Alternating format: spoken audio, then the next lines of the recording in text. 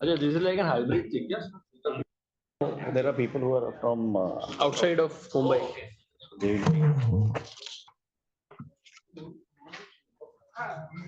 Actually good. More people can join. comparison. Is a protocol to start? I'll start. Instruction.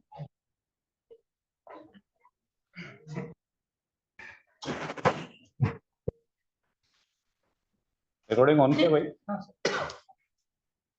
Shall we start? Good evening, friends.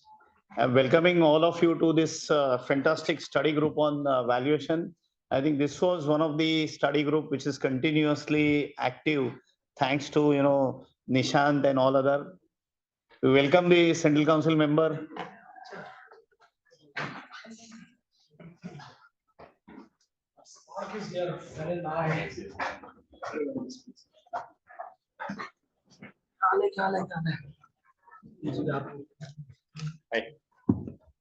So before, since this is the first study group meeting happening for the year, let's have a quick round of introduction. So beginning with me, I am C. Ketan Sayya, currently chairperson of WRC into practice for 30 years, and past regional council member. I was a year before I was treasurer, and now the chairperson of the regional council.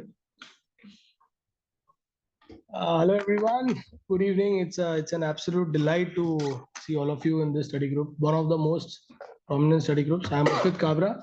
I was the past chairman of WRC.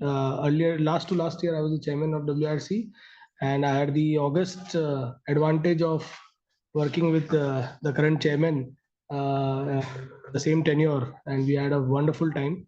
And I'm sure this committee has been a vibrant committee. I see a lot of people and immense contribution that we do in this committee.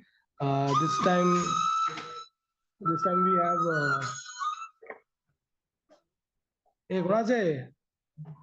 this time we have two beautiful additions, Mangesh Bhai and Fenil Bhai. Both of them are some amazing talents in regional councils. I'm sure this will be a super house. I was here, wanted to interact with the chairman. I got to know he's here, so I just dropped it. But as a central council member, I'm largely this year I've got responsibility of digital accounting and assurance, DAB, startup MSME, infrastructure, and exam committee. One of the most important is the exam committee that also I'm part of. So you see one of the biggest breakthrough, that is 3 times the exams that we are conducting now safe. I'm lucky enough that I was part of the team which did this entire feasibility study and rolled it out. Probably we'll be testing this year in September. And a lot of other things are happening in exams, but yes, since this is valuation, I think, with Ketan Bhai has done some fabulous work during our tenure also when it came to valuations and all. And, with a very lot of familiar faces, I don't want to name them, but I'm sure you'll have a wonderful time here. Look forward to, if you need any assistance, any help in any sort, feel free to reach out to me. We'll be more than happy. There's one more guest we've got, so I thought let us invite her into this and what can happen. So that member in practice is here. Great, thank you very much. Sure. Thank you. Good evening, everyone. I am Asim Mankodi. I am your speaker for today. And the only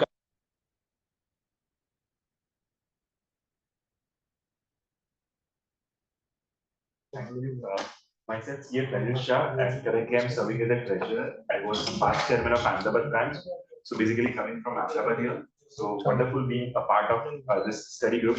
And if I take a minute to share, then why I'm always inclined towards making the study group effective, and which Ketan also took a lead.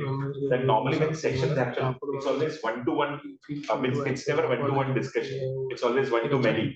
And many times it happens that many of the, you can say, participants have lot many doubts, or they want much more understanding on a particular point. But because they might be introvert or they are hesitant to ask that, they might not get that clarity. So vis-a-vis opposite to that is the study group, that you can have a closed group discussion. and you can come to a constructive observations. So that's how this study group play a very important role. And just my small suggestion that you all are lucky one that you are the part of this study group and you are able to be the part of this concrete discussions which are going to take place. So if someone can take a note of important sharings which happen, and if we can make a small summary and you can give it to us, then we will see to it that how we can circulate it to members at large who are not that lucky to be the part of this study group. Maybe by inserting that as a part of newsletter if the policy permits, or some another way we can circulate the same. So whenever this kind of meeting happens, if any member, any single member can take a responsibility to maintain minutes or highlights of whatever discussions happen, then this can be a much more fruitful study group discussions. Welcome suggestion. Thank you. Introduce yourself. You can introduce yourself. Hi, so I'm Salim Mania. I'm a recently qualified CA, not so recently as I qualified last year in January. So I worked at Deloitte in tax. So I resigned and I took over my father's firm who passed away recently in Nasik. So I'm based in Nasik. So I'm practicing in Nasik right now and our practice is mostly in traditional. So right now, yeah, just seeing how it works. Nothing at all. He is part of investment conclave also today. I'm Viraj Shah. We run a connectivity platform and also virtual CMO services and start advisor to MSMEs and startup. Thank you. Good evening, everybody. This is Ajay Sharma. I'm partner estimate industry, and I am looking for opportunity in valuation. That's why I joined it.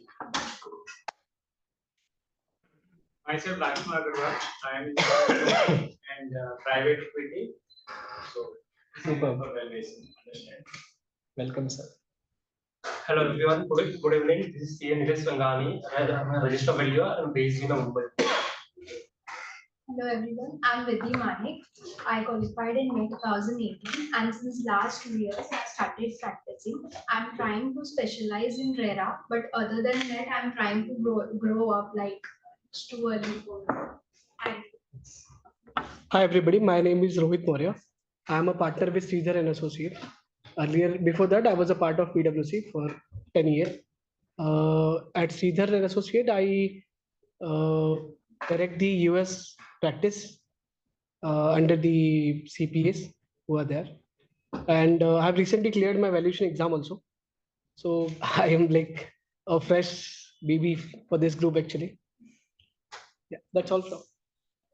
Hi, this is CA Sharia Ladha. I'm a practicing chartered accountant. I specialize in valuation.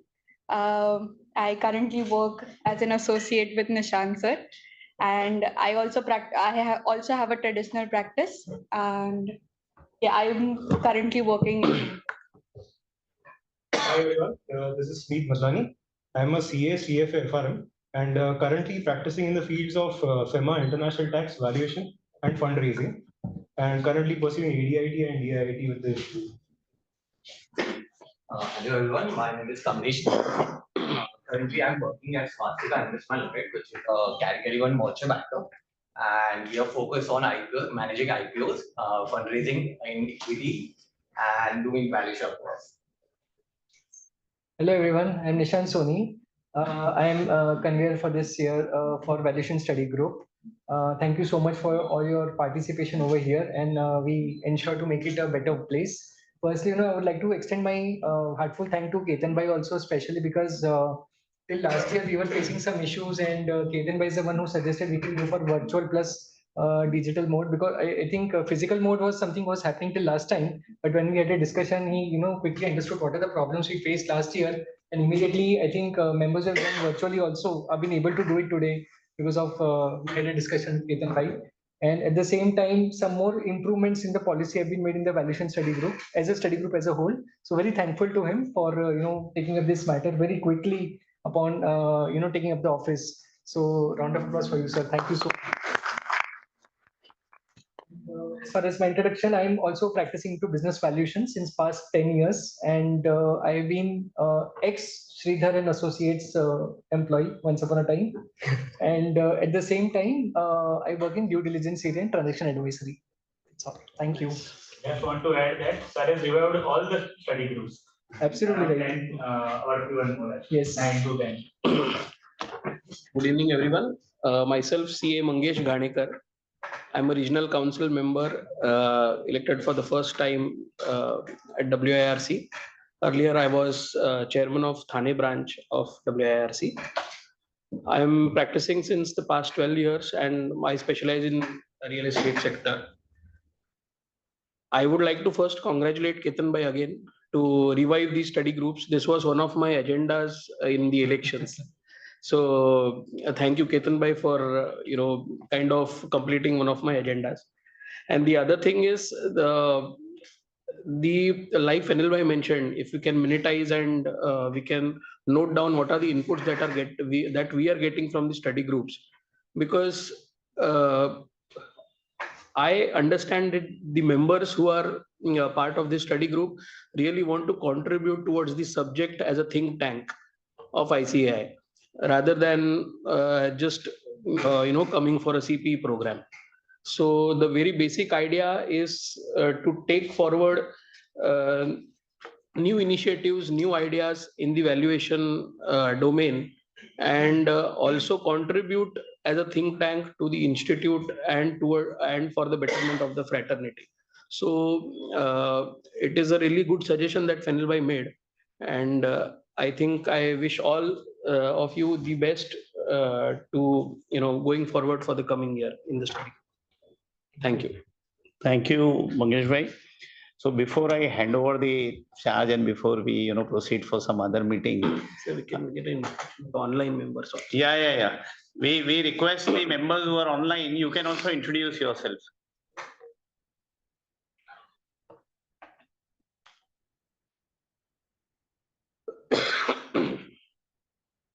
Hello, am I audible? Yeah. Hello everyone, my name is Khushi Shah. I'm from Pune and I work in a CA firm. I qualified in May 23. I actually don't have any valuation experience, but I want to learn more, which is why I joined the group. And I look forward to getting it. Thank you, Khushi. Happy to see you. Hello everyone, good evening. So my name is Avinash Pagdal. I am from Surat, Gujarat. I was working in Deloitte since last week in the transfer pricing domain. I recently started my practice in Surat, and I'm really closing to work towards the valuation, and that's why I'm starting joining this kind of study circles. Thank you, Avinash, for being part of the study group. And we wish, as and when you people are here and, have some travel plan to Mumbai, you do attend the meeting physically also. So Nishan mentioned about, this hybrid mode. Couple of clarification, this entire process of hybrid is currently on for outstation member. Nonetheless, for some days, the recording of the program which you are missing, we'll be, starting and posting that, and maybe for a fortnight or that kind of a time, the meeting will be there. The study group guidelines of ICAI do not permit only virtual meeting. So we can have some virtual meeting and some physical meeting. CP, whatever limited CP in any case we are getting throughout the year is more for the physical meetings. And guideline says that you cannot have hybrid meeting. That is one more guidelines which is restricting the hybrid meeting. And then we told them that the benefit of this study group cannot be restricted to the people who are physically attending from Mumbai, and especially people like Khushi or Avinash, those who are not from Mumbai should also get this advantage of study group, as well as at least post meeting. If you all are missing those meetings, maybe for some days we can allow you to look at the recording and you can have that continuous chain of the meeting which are happening. So this is what little leverage which we could took out of the reading of guidelines, and which we could allow based on the the points which had come from Nishant. 2-3 points. One, the flagship program on direct tax refresher course happening in Mumbai at Yogi Sabhagrah on 13th, 14th, and 2021. Registration has cost 300, and maybe soon we may close the registration also depending upon the capacity of venue. So the line of speaker is very, very good. They are, each one is, master in their own area. For example, Bhavesh Dedia, partner at KPMG, is into transfer pricing for years. He's a speaker on transfer pricing. We have, Sagar Tilak as a speaker. We have Vishal Gada, who's got tremendous experience in the transaction advisory, in the family offices, taxation, and various other topics. We have Girish Ahuja sir, who is going to talk about, the bill, the new income tax bill. So if you see the line of speaker, fantastic speaker. So don't miss on that program. 2 days residential program, which is happening is sub-regional. Mumbai people can, easily travel and come back also if they want to come back morning, evening. And again, the excellent speakers, I would say the host branch Pune Pimpri have got fantastic speakers over there. The Girish Ahuja sir is coming there also on income tax, on GST. Avinash Poddar is there. Future of capital market, Anand Rathi sir is coming. So I think again, if you see all the speaker, Bajaj owner Sanjeev Bajaj is coming, and he's going to talk about the latest developments which have happened about the industrial revolution which is happening. He's going to talk about that. Similarly, we have sub-regional conference happening in Goa on 2021. So please look out for all these programs. N number of programs are lined up. Stay tuned with WIRC social media, including WIRC website, including WIRC Insta, and emails we are sending. If you are not receiving email, you can go and re-register yourself on the WIRC web portal. Any of you want to come as a speaker, coordinator, there is something called My Role at WIRC, which we have, every time we are rolling out with the newsletters email. You can drop a mail over there and you can, mention about your expertise in a particular area. We will, be happy to have explored the new speakers, those people who have not come as a speaker. And youngsters can come as a, volunteer themselves to be a coordinator, who will again get a lot of advantage by introducing speaker, by doing vote of thanks. It will boost your confidence. It will increase your network. People will know you. So come forward and participate into the WRC's activity. That is one, request to all of you. I think interesting topic we are heading towards is valuation of intangible. Of course, some such more interesting topic Nishant will definitely bring up in the during this term, and I'm sure the people who are new, somebody like Khushi or somebody who said that I am like a baby in valuation. Even I have not done the valuations recent gamut, but in past years prior to this valuations exam and all those things, we've done n number of valuation, and I was fortunate to do some of the large valuation, like in those days when it had happened, like for example, JM Morgan Stanley mergers valuation.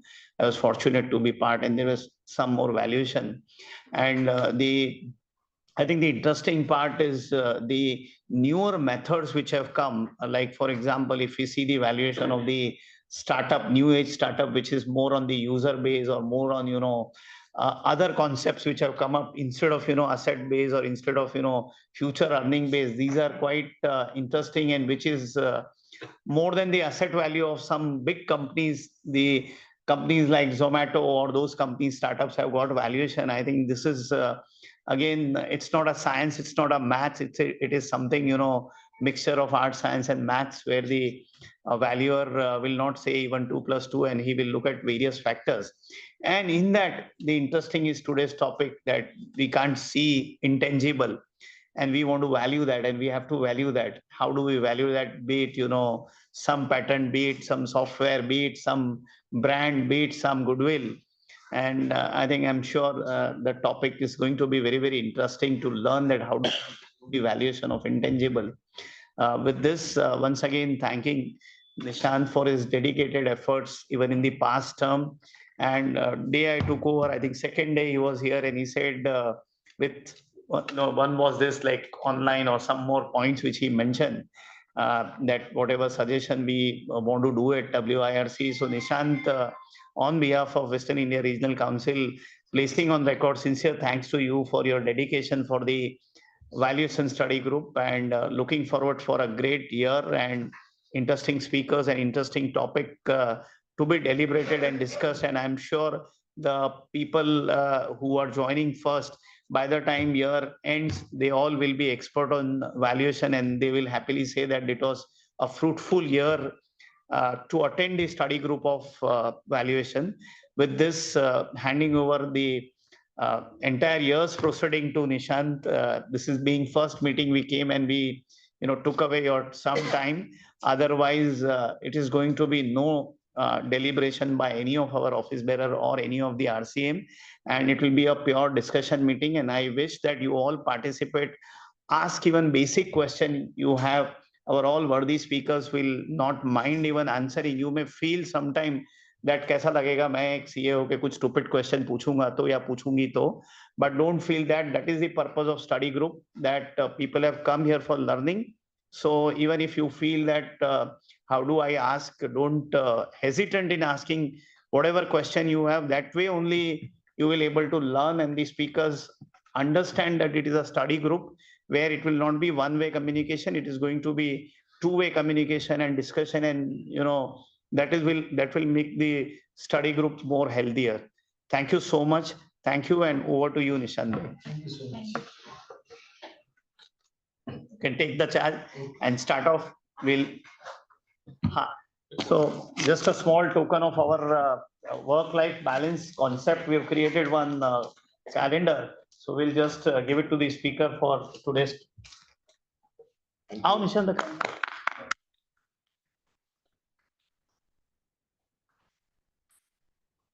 And since we'll be leaving, if you all can come, we can have a group photo.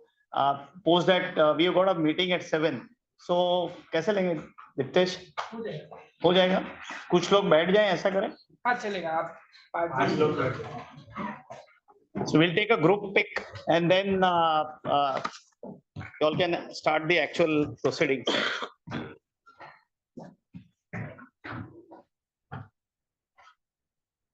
Vidhi, come, no problem.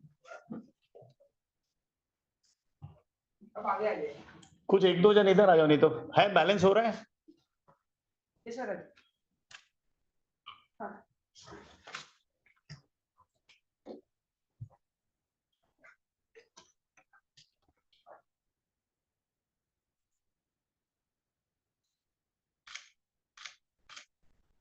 Thank you. Thank you, everybody. Thank you. Thank you so much. Thank you.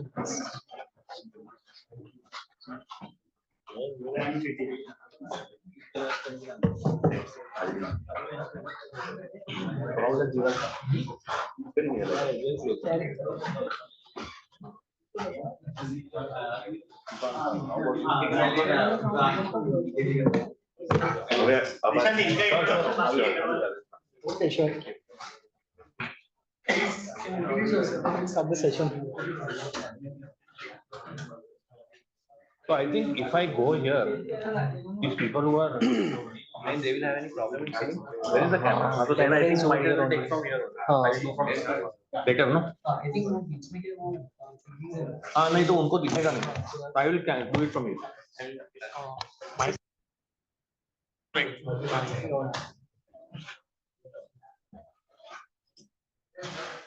Hi.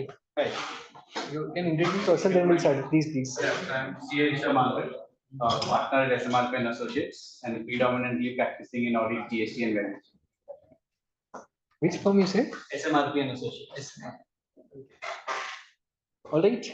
So finally, we're starting for today's first session, financial year 25-26, with Asim Bhai. And Asim Bhai was very kind enough to, just had a call with him, and he was quickly ready to present his presentation to the group. He brings a lot of expertise. Coincidentally, he was also a convener of this same study group 3 years. During COVID, yeah. During COVID we time. didn't have the advantage of physical meetings. Everything was online that time. That time everything was online. Correct. So a short introduction. Asim founded Icon Valuations in 2011. Prior to Icon, Asim was with Deloitte India valuation team for 6 years. He has more than 19 years of experience in valuation and specializes in valuation of intangible assets. He is also frequent speaker at ICI RVO, WRC of ICAI, BCAS, and CPC. Asim is a registered valuer and a chartered accountant.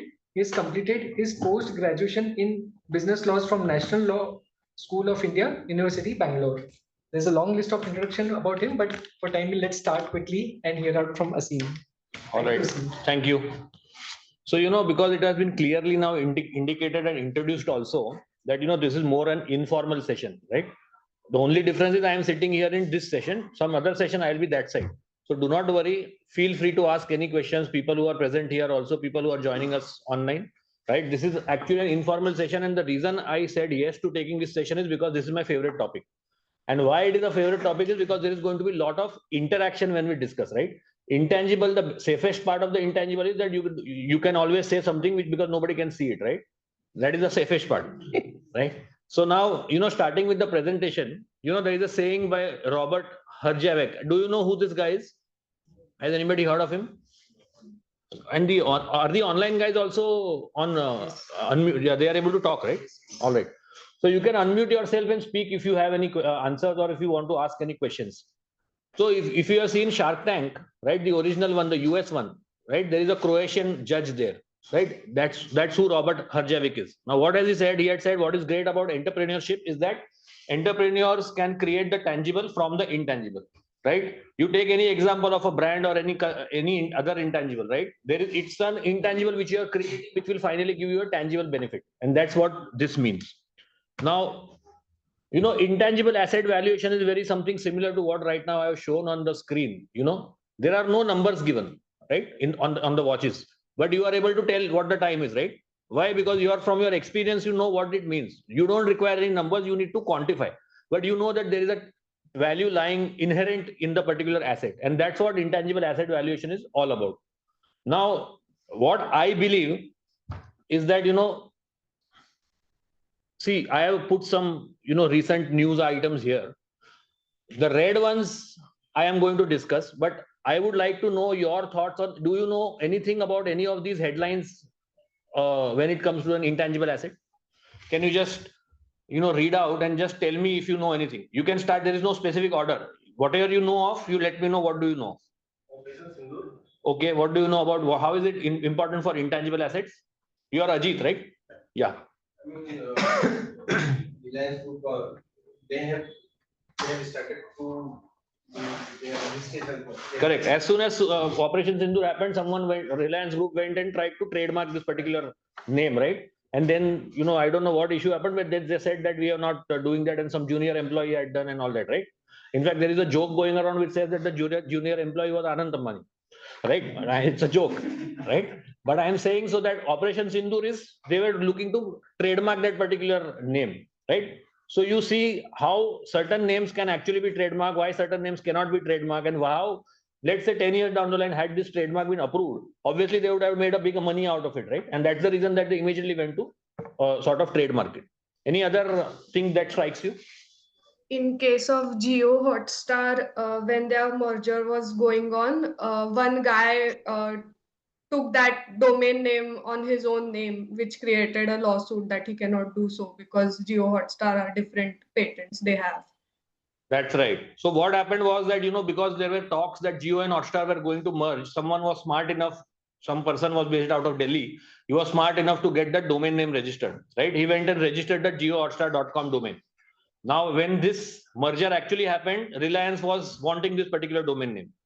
During that time, what happened? That Delhi guy sold it to two investors from Dubai, right? Who bought this particular domain name. And then, Reliance had to buy from them. And if I remember correctly, that domain name was sold for free to Reliance, right? But if you can target the market well in advance, you can make money out of just a simple registration of a domain name, right? Anything else?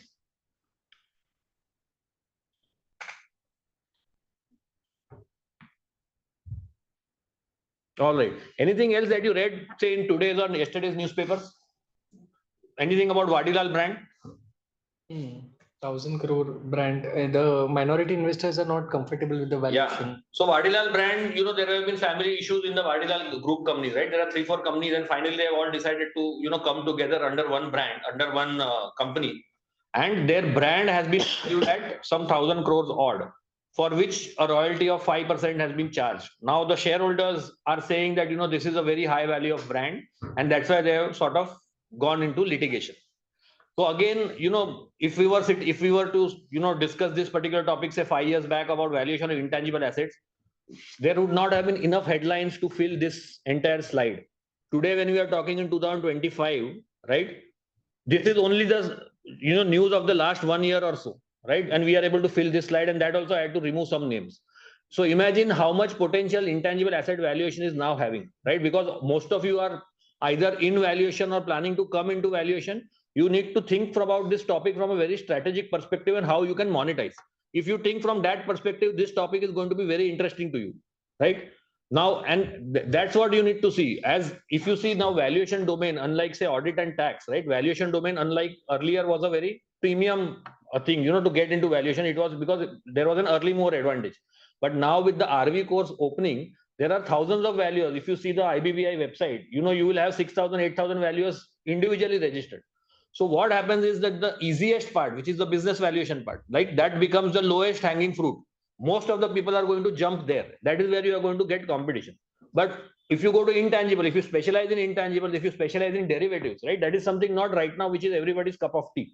So you should also think from that perspective and not restrict yourself to giving only services for business valuation or equity valuation. You think from that perspective, and there are so much opportunities in this particular area that you can actually prosper even if you start today, right? So with that background, let me ask you, where do you feel that intangible assets are currently required to be valued? Where do you feel there is business? If I were to ask in very crude terms, आपको धंधा कहाँ से मिलेगा? Valuation intangible का किसको लगेगा and क्यों लगेगा? Software based companies Okay, software based companies, why would they require a valuation? value their software if how their software is working in the open market, how the software is selling in the open market. So you have a valuation background, right? Now, have you come across any company who will just without any reason would want to value its own company or its own brand? No.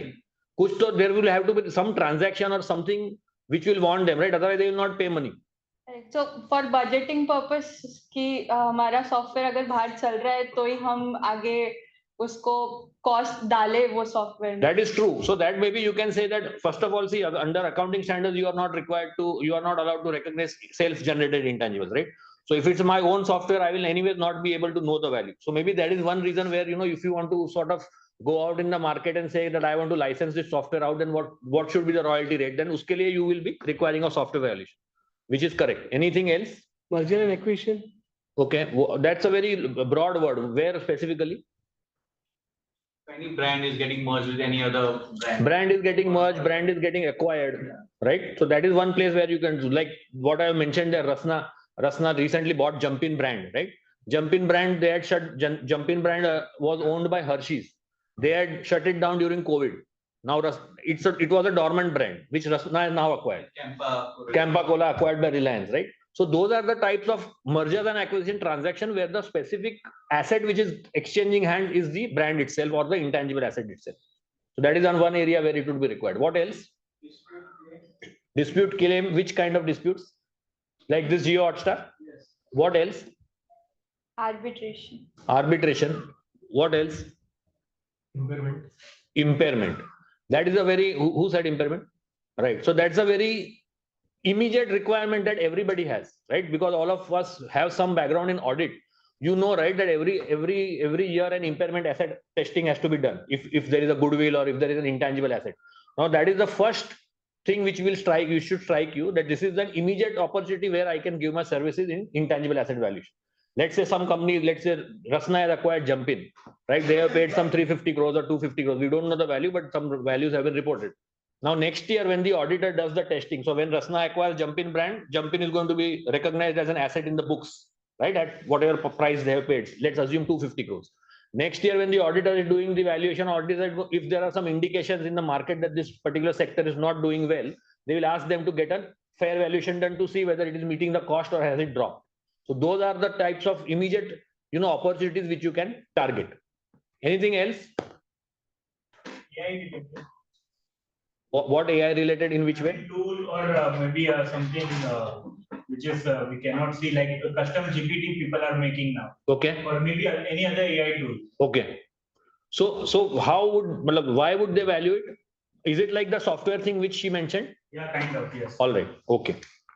So I think let's go into detail now, right? I have divided the presentation into two parts. I'm assuming I have 2 hours still, right? All right.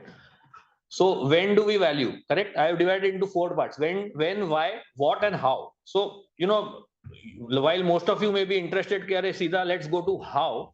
I will tell you very clearly that how is the mundane and the most boring part of an intangible asset valuation. The most interesting part are the first 3 types. When do we value intangibles? Why and what? Right? How? So it's a methodology which you will, even if I don't teach you, you will find out somewhere on Google and you will know the methodologies. But the other 3 things are more qualitative, and that's what I want to concentrate on today. I also have some case studies, so it's not that I'm completely not going to teach you, but mainly I want to concentrate. That's why I have started with this part. So when do we value intangibles? So first is for the purpose of accounting. Now accounting under one was impairment, which he mentioned. Anything else that you can think of? Selling, Buying, selling, merger. But that would be maybe say merger accounting hoga tab shayad ho jayega. Very rarely you will see intangible assets ka accounting happening. Generally merger mein it's shares. But if someone is buying, then is that intangible will have to be recorded. Recorded value. Right. What else? There's purchase price allocation. Purchase price allocation, right? Is everybody aware about what is the purchase price allocation?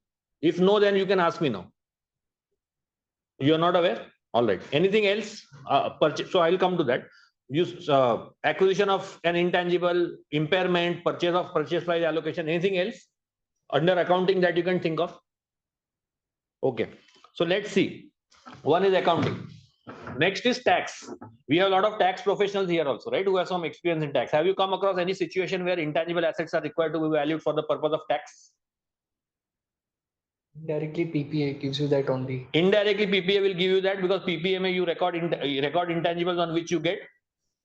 Because valuation has to be done for taxation purpose only if there's any. Yeah. So why would you do a PPA? Because you would get amortization, right? Other than goodwill assets. What? In case of a slum sale or something. Yeah. So when it's a slum sale, you have paid 100 rupees, but they will say, "Agar aapko depreciation claim karna hai, to take it up." Right? That is because goodwill paid is not allowed now since last 2-3 years. So they will say you break up the value into intangible assets. That's where another area where you can pitch. What else under tax? Okay. We'll come to that one by one. And finally is the residual category. Anything else that you feel it doesn't qualify in accounting and tax purpose will go and sit into others. Under GST also we require. Yeah. So now good point. That will come under tax. If there are practitioners here who have done some amount of GST, you would have seen, that the GST authority since last 1 or 2 years, they have been charging or trying to charge a GST on, say, common brands being used, right? Like say Tata, they have given that they are trying to charge that GST. So that is one area where, some people may want a intangible asset or a brand valuation or, something like that done.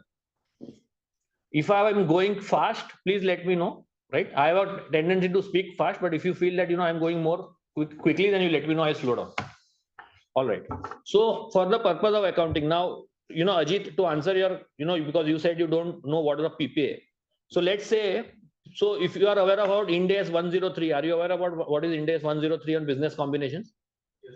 Okay. Can you just quickly summarize what is your understanding of 103? Why is the business combination required to be done? That standard is for what? Sorry? To increase the value. Okay. So business combination is when, let's say, a transaction happens, right? But how do you account it? Okay. So let me give you an example. Let's say erstwhile India, when we are studying, all of us look to be at an age, except for 2 or 3 people, where you would have studied Indian GAAP, right? If you remember Indian GAAP, there was this AS 14, which was amalgamation of companies, correct? Now what used to happen? Amalgamation of companies whether there was something called as pooling of interest method and purchase method, right? So what used to happen when company A acquired company B, right? Company B ka assets, net assets, book value was say 100 rupees, but I am actually paying as an acquirer, I am paying 150 rupees, right? Then accounting was, what was the accounting that used to happen? Where was that extra 50 going? Goodwill. It was going and sitting in goodwill. Now the shareholders of that company never knew कि वो 50 के अंदर क्या है. It was always goodwill. People said goodwill है. Nobody knew what is goodwill, right? But under IFRS and US GAAP, it's a mandatory thing that, for shareholders transparency, it is required to know as to why that 50, why have you paid extra and what does it include, right? And that's what was started in Ind AS, where they came out with the standard, which is based on IFRS 3 on business combinations, right? Basically, the idea is that whatever extra you have paid, you need to find out that try to find out why have you paid extra. Now, in this case, if you see, there is this listed company called, if you have tracked this particular transaction, you know, Microsoft some 2 years back acquired a company called Activision. Now, what is Activision? Activision was a company, if you know these video games like Call of Duty, if you've heard of these games, right? This Activision is a publisher of those games. They make those games, right? So Microsoft said that Abhi gaming industry is going quite, is going to grow quite a bit. So I'm going to acquire this company. Now, Activision was a listed company. Let's say it was traded at 100 rupees a share. Microsoft paid 145 rupees, which is basically a 45% premium. So now, as a shareholder of Microsoft, right? Thank you. As a shareholder of Microsoft, I would want to know, right, as to why is my company paying more for something which is worth 100 rupees? Why am I paying extra? As a shareholder, I will ask. And that is where this exercise is carried out, which is called a purchase price allocation. Basically, it has to be read in ulta. Purchase price allocation is nothing but allocation of purchase price. 145 को you have to allocate. Allocate मतलब क्या 100 तो आपका book value allocate हो गया. Extra जो 45 करना है allocate. Now that can be for something which is not in the books, which is like in this case it can be brand, it can be customers, it can be intellectual property, it can be software. वो सब करने के बाद whatever is left, which the valuer is not able to identify, only that number should go to goodwill and not the full number. That's the entire purpose of what a purchase price allocation is. And that's why right now, for example, let's say if you do right now, the thing is that if any valuer is doing say 100 valuations of intangible assets, out of that 90 would, or maybe say 80 would be related to purchase price allocation. That is the majority immediate area where intangible asset valuations are required, right? And this is for the purpose of audit, because the auditor requires to break it up. So he will appoint a valuer, because he is not a specialist. He will appoint a valuer, and that your valuation report will get audited by the auditor of that acquirer company. Any questions on this? All right. So that is first immediate requirement for account. What is the second requirement? As Smith mentioned, it is impairment testing, which is under Ind AS 36 on impairment of assets. Now, this is very simple. If you have acquired a company at what I was saying, if that Jumpin brand got acquired at 250 crores, next year they are going to check. If next year when they carry out a fair valuation, it turns out that Jumpin ka value actually 250 nahi hai, 200 hai, which means that they will have to debit the PNL, right? PNL debit to asset. That's what they will do. But to know okay, what is the value, you will need to get a valuation done. And that is what this impairment valuation is all about. If you see some of the companies in the last 2 years, like Cult Fit, they have taken a huge impairment loss in their books recently. Similarly, Dr. Reddy's Lab. So what I suggest is, to get a better understanding, ये सब companies का आप जाके annual report देखना. You will come to know there will be an impairment hit, impairment and you go and refer the notes. You will see, most of the companies will disclose what method was followed, why intangible was impaired, those kind of things. Tata's, if you remember when Tata's acquired JLR Chorus, they had taken a very big impairment hit because that transaction didn't go the way it was supposed to go, right? Same with JLR also, and same with Chorus also. Kraft and Heinz. Now, Kraft Foods had acquired Heinz. Kraft Foods is the company which had acquired Cadbury's, right? They had also acquired Heinz. Now, Heinz was a sauce. If you remember ketchup, they make ketchup, right? Warren Buffett had actually an investment in Kraft, and he had gone on record to say that this particular acquisition was one of the worst things that this company did. Why? Because it got reflected next year that they had to take a $7.1 billion goodwill hit of impairment and $8.3 billion intangible hit. Imagine how much extra they paid. Entire thing they had to write off. And that's why this, although people say ये तो accounting के लिए ही है, but at the end of the day, this actually helps you understand whether this transaction was made correctly. But obviously, it's a post-mortem. So this helps you learn because next time you have to be careful कि इतना पैसा नहीं देना है, right? How do we realize, or as an auditor, how do we see this goodwill has to be impaired? So what happens is, not working. No, so let's say I gave you the example of the Jumpin brand. So Jumpin brand 250 crores. Now let's say when they did the valuation at the time of acquisition, they would have done a projections and then they would have discounted it. Usse value 250 hai. Now next year, right? The same valuation, but is bar actual performance has dipped. Then your projections also will dip, and then your value will come less than 250, like that. So auditor will not be in a position to tell at the time of acquisition, but next year they will be able to tell that your actual performance is not up to the mark. Similarly, like how we do in normal business valuations also, if the projections are not as per actual, then there has to be some reduction in value. Take a break. No, that's okay.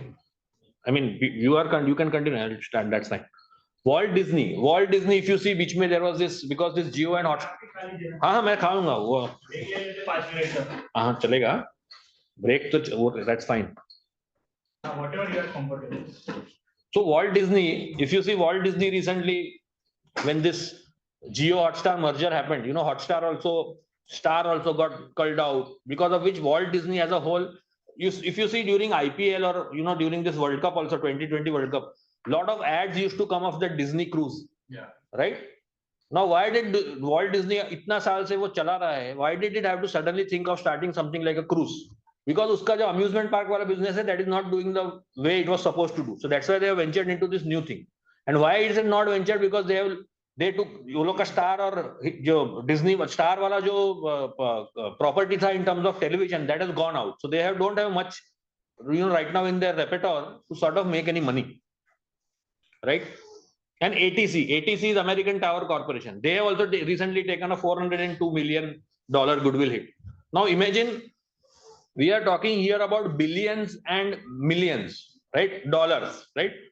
Imagine if you are, as an advisor, can help that person understand, the acquirer, okay, boss, this is too much. Even if you are able to save them $1 billion, you will be rewarded, right? You will be feeling कि advisor का कुछ काम है रख के. And that's where you need to think as to how you need to sort of help people evaluate intangible assets. Any questions on this? Goodwill, PPA and impairment? Even Byju's had. Byju's and Akash also, if you see, correct, that they also had to take a hit there. Anything else you want to understand in these two things? Now let's come to the purpose of tax. Amortization benefits. As you know, we are discussing about slum sale, right? If you want to claim, जब impairment, जब brand आपका books में, when it gets capitalized, right? Obviously there is going to be an amortization. Although it's a non-cash charge, but P&L में you can claim it as a tax benefit. And that's where the auditor, the tax guy will now come into picture and say, what is the basis of claiming so much amortization? Your profit should be higher, and that's where the value of report will come into the picture. देख ये हमारा support है. This is our independent valuation जहाँ पे brand उतना पे हुआ है, so you will be forced to sort of give a value and allowance. Goodwill doesn't get, till 3 years back it was allowed to be sort of amortized, claimed depreciation. Since last 3 budgets it's not allowed. Transfer pricing में you see lot of pharma companies. If you see pharma companies, lot of companies think there are some tax havens for certain intangible assets like IP, say Switzerland. Lot of pharma companies transfer their assets from India to Switzerland. They want the registration to be there. Before this reverse flipping started, a lot of companies used to set up offices in Singapore. Why it was that like that? Because it was beneficial there. You would have heard of, in US, Delaware Corporation. Why is it called Delaware? Why would people want to do that? Because it's tax beneficial, right?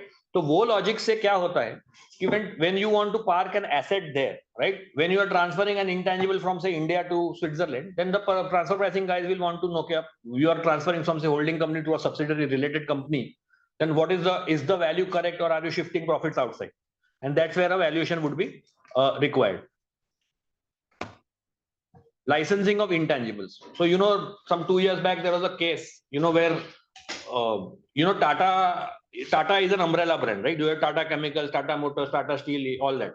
And the brand is owned by Tata Sons. Now, when you would have seen when all these things were happening, about their issue with this Shapoorji Pallonji group and all, Tata Sons was in the picture because Shapoorji Pallonji has an 18% stake in Tata Sons, which they are right now not able to liquidate. And they are into problems, right? They need money for their own operations. So that time it was discussed that, the brand, there is a significant brand value. So what Tata Sons does is they charge free to all of their companies which are using the brand Tata. So with that background, Tata Chemicals had paid some logo fee to Tata Sons, right? Which got disallowed by the income tax, saying that there is no brand value, which the High Court then overturned, saying that obviously there is a brand value attached to it and you cannot disallow. So I am saying there are legal precedents also which say that intangible values are important and they have been supported. Similarly, HUL's parent company. Who is HUL's parent company? Unilever, right? It's in Netherlands. So because they are using, say, technical knowledge, whatever they're using, brand head, technical knowledge, technical know-how, whatever they're using, they are required to pay a royalty, right? E-commerce private label. If you see, there are some e-commerce, like if you go to this Myntra and all these websites, you see there are some brands which are promoted by Ranveer Singh, some by Deepika Padukone, right? Now these are their private labels. For every sale, the celebrity who is endorsing it gets paid a royalty. Similarly, there was a deodorant called HRX, which was Hrithik Roshan related, right? So on the sale of everything, it's a personal brand which has gone. So that's again a way by how you can license your intangible. GST brand usage. GST brand usage, as Nishan mentioned and what I explained, that there are companies right now, GST is sitting that how can I find more avenues where I can charge more tax, right? So they have found out a way, like Tata Sons giving to Tata Chemical, it's a transfer of ownership, transfer of service, but you are not charging, any GST for that. So those kind of transactions are now coming under the gambit of GST authorities, and that is one area where you can actually think about, where intangible asset valuations may become important. This is going very common in real estate sector also. Yes. For every project, they open a new SPV. So Tata Housing Project is the main company. Tata Allied Sun, they might be opening another project. So now they're using the word Tata. So ideally, the department views they are supposed to charge royalty because it's usage of Tata brand is happening. So charge GST, show some nominal amount and charge GST. And intangible assets has a value of getting ignored initially, and then suddenly 10 years later you realize कि ये मेरे को करना चाहिए. I should have protected that intangible. Now, for example, see this Taj icon, what Nishant mentioned. There is Taj Iconic and IHCL I put in that red thing. So IHCL, Indian Hotels Company, owns the brand Taj, right? Now there was some company which was into real estate, which started a company called Taj Iconic. So there is something called as misrepresentation in law, right? Or deceptively similar under a trademark act. So which is what this ISCL went and challenged, that you cannot call this Taj Iconic because that brand is owned by us. And that's when went the dispute. Are you also aware about that 6E which I have written? There was some dispute related to 6E. Would you like to say what that was? The dispute was with respect to, I think, Mahindra launching a vehicle which is called 6E, and I think Indigo probably were using this, trademark 6E. Correct. You are right. So Indigo went and challenged, saying that you cannot come out with a vehicle which will have 6E because that is our own brand, right? Although Mahindra argued that you are in very different category, you are in the airline space and we are in the car, it was not allowed, right? So you see, let's say you start your own firm, most of you have your own firms or your own companies. You start that and then after 10 years when you grow, right now everybody starting fresh will feel कि अभी क्या है? But 10 साल बाद when actually आपका value निकलेगा, someone else would have sort of, made money out of your brand. So that's why you need to be very, cautious about protecting your intellectual property. It can be either your own workings also. A lot of times when we do valuations, it's a practical thing. That when we do valuation, some other advisor will ask, "अरे आप हमको आपका model भेजो, मेरे को check करना है." But model में क्या है? There are something like, let's say if I share my valuation of intangible model with you, so आपको तो आ गया ना फिर. सब अगर Excel में है, right? Then people will know what is then if my IP is there, I'm sharing it with you without any cost, right? So that's why most of the valuers you will see in the market, especially the big fours, they don't share their Excel models because they have their own thought process, own things about how to value certain things, right? Which needs to be protected. So you also need to be mindful of those kind of things. And finally, we are in the others category, collateral for loans. Now everybody is aware about Kingfisher, right? SBI was given the collateral of Kingfisher as a brand, right? So Kingfisher was valued and that was given as a collateral. So that is what it was. So you can use for intangible assets for collateral for loans also. Next is acquisition of intangibles. What we just now discussed, Rasna jump in. Then last year, if you see, Hindustan Lever had acquired only the Horlicks brand from GSK, not the entire manufacturing facility, only the Horlicks brand. Thomas Cook. So there is an interesting story here. So everybody feels that Thomas Cook India and Thomas Cook UK are same, which is not the case. Thomas Cook India is owned by Fairfax, which is Canada, which is that Prem Vatsa, right? But initially when it started, Thomas Cook was based in UK. They had transferred the business of Indian territory to Fairfax. But because Thomas Cook UK and Thomas Cook India, Thomas Cook use hota hai, what happened was Thomas Cook UK went bankrupt, right? So uska impact Thomas Cook India ka share price pe aaya because people thought that Thomas Cook is the same. So imagine, because of that confusion, Thomas Cook ka market cap kitna kam ho gaya, and they had to actually come out with advertisements and notices saying that, boss, this is not the same company. right? Because there was no, everybody thought, so that is where, you know, if you don't manage your brand well, like ideally speaking, when you acquire something, you have to ensure that nobody else is in a position to use it. Because अगर कोई और भी कुछ हो गया तो unnecessary your brand will get affected. So that is what Thomas Cook brand का हुआ था. Similarly, you know, some years back, in 2000, not some years actually, it's quite some time back, 2009.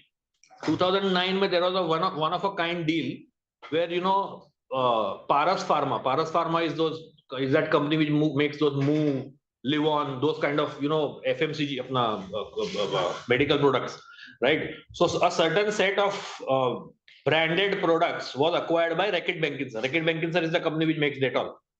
So they acquired some, say, a host of some 90 branded businesses. And within 1 year, out of 90 brand businesses which they bought, they sold 60 to Marico. So that is also how it can happen. You acquire and you sell it. They bought it at 100, they sold it at 300, they didn't manage it, made a profit, right? So those kind of valuations, those kind of areas are also there where valuations can be required.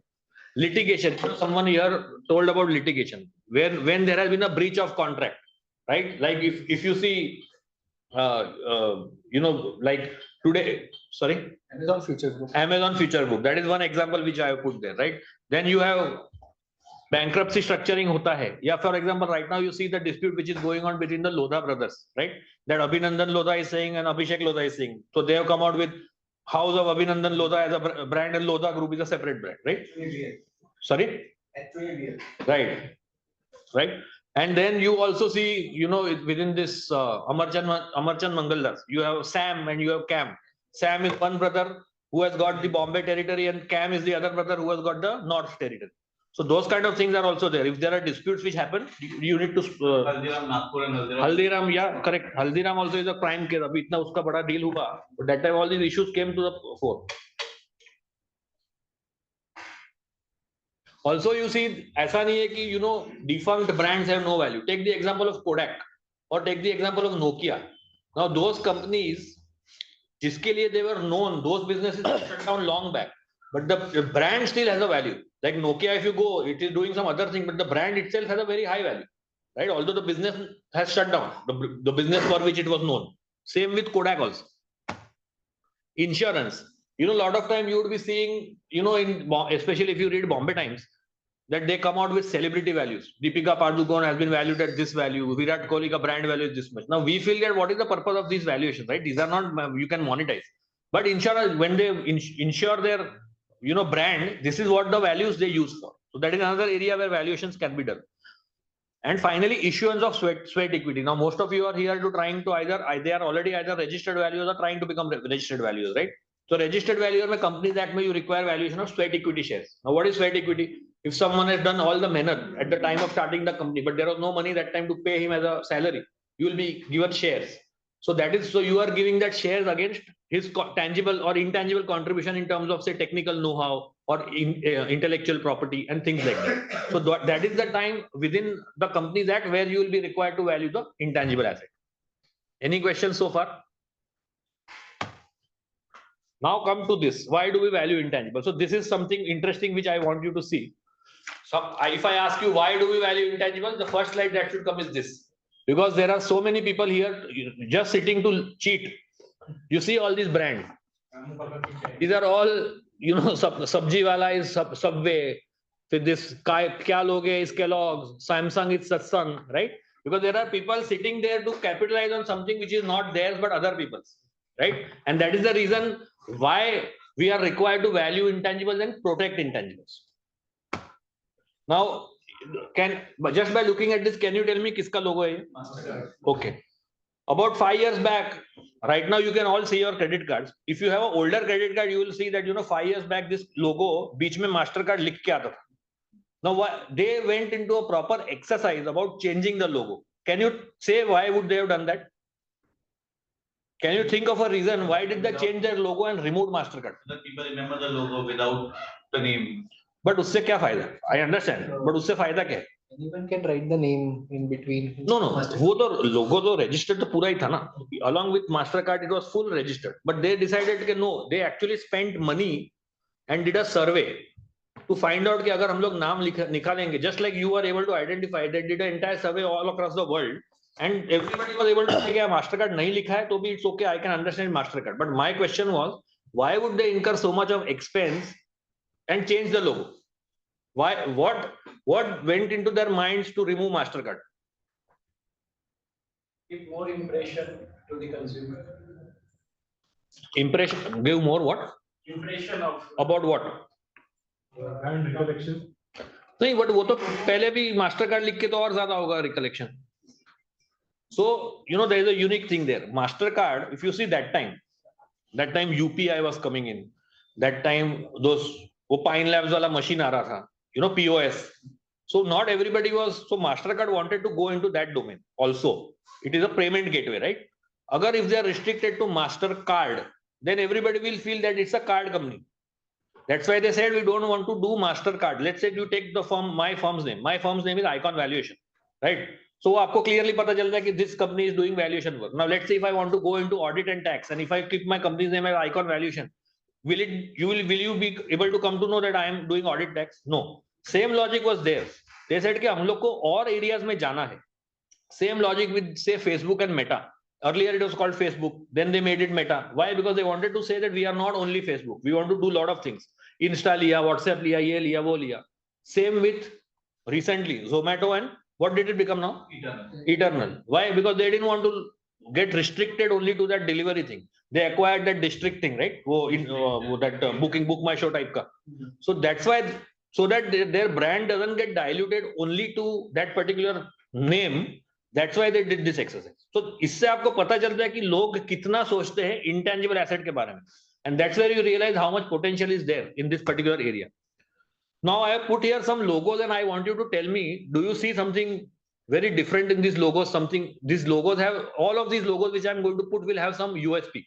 आप उसको बराबर देख के मेरे को बोलो. Right. तो E and X के बीच में can everybody see an arrow? Right. ये कंपनी किसका है? So that's what the arrow means, right? How about this? A to Z with a smile. How about this? So like a cube where you can read sun. Same. So if you move that in all directions, you can read sun, right? The side में जो square जैसा है. What about this? The eye edge. What? The edge eye showing like they are blade company. The eye has been cut. So if you see G and I, the entire gap का shape is like a razor. If you see, do you have a pointer? नहीं ठीक है. But you can see G और I के बीच में it is in the shape of a razor. What about this? That last star is like a cycle. Right, Tour de France is a cycling competition, right? The yellow thing is a wheel, and that R is actually a rider, someone driving a cycle. How about this? That logo has Toyota inside that. Can you TOYOTA. Right. So all the letters of Toyota can be spelled in that logo. आप T कर सकते हो, O कर सकते हो, Y कर सकते हो, and A कर सकते हो. That is the unique part of this logo. How about this? ये तो easy है. 31 brands of 31 brands. You can see that pink 31. These online people, you are there, right? Or are you getting bored? So we are there. There are two people, right? All right. You're not responding. That's why. ये किसका logo है? Olympic logo. Okay. What does this represent? Does anybody have any idea? What do these 5 rings represent? 5 continents. 5 continents. That although there are 7 continents, that time when the Olympics 1896 में जब चालू हुआ, yeah, so there are only 5 main continents. That's why it is 5.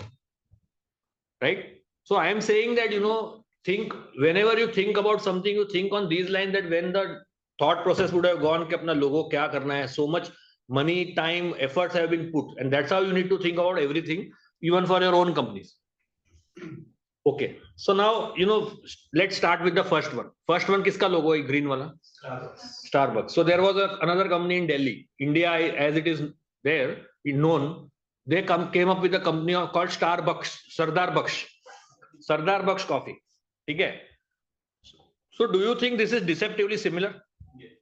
Will somebody be fooled into going assuming that it's Starbucks? They make it green and white. No, without green also. I'm saying ये उनका actual logo है. Want copy is allowed. Sorry? Someone copy any brand and do business. It's not illegal. It is illegal. But if it's trademark, then The same kind of impression can be doubtful and can be challengeable, but you cannot say like it's illegal. No. So that is the precise part I want to explain. If you are a consumer, ये जो black color का सरदार बक्स coffee का जो either by phonetically sound या looking at it, will you get fooled or not? Yes, no? At first level, yes. At first level, so Starbucks went and challenged it and they got the decision in their favor. This brand no longer exists now. They said that not only the ये जैसे उसका बाल है यहाँ पे, ये side उसका बाल ये बाजू है, फिर Starbucks, if I am talking, Starbucks बोल दिया, सरदार बक्स तो सेम ही लग रहा है ना बोलने में तो. So that is what they are saying, it is deceptively similar. In fact, the first thing which I showed, if you see यहाँ पे, वाघ बकरी moves court, वो चाय का नाम क्या था? ये क्या हो गया? वो चाय का नाम क्या था? वाह बगड़ी, right? So spelling अलग है, लेकिन if I am talking to you and I say वाह बगड़ी, you will assume कि वाघ बकरी की बात चल, right? So that is where the difference comes. Phonetically also it should not sound the same.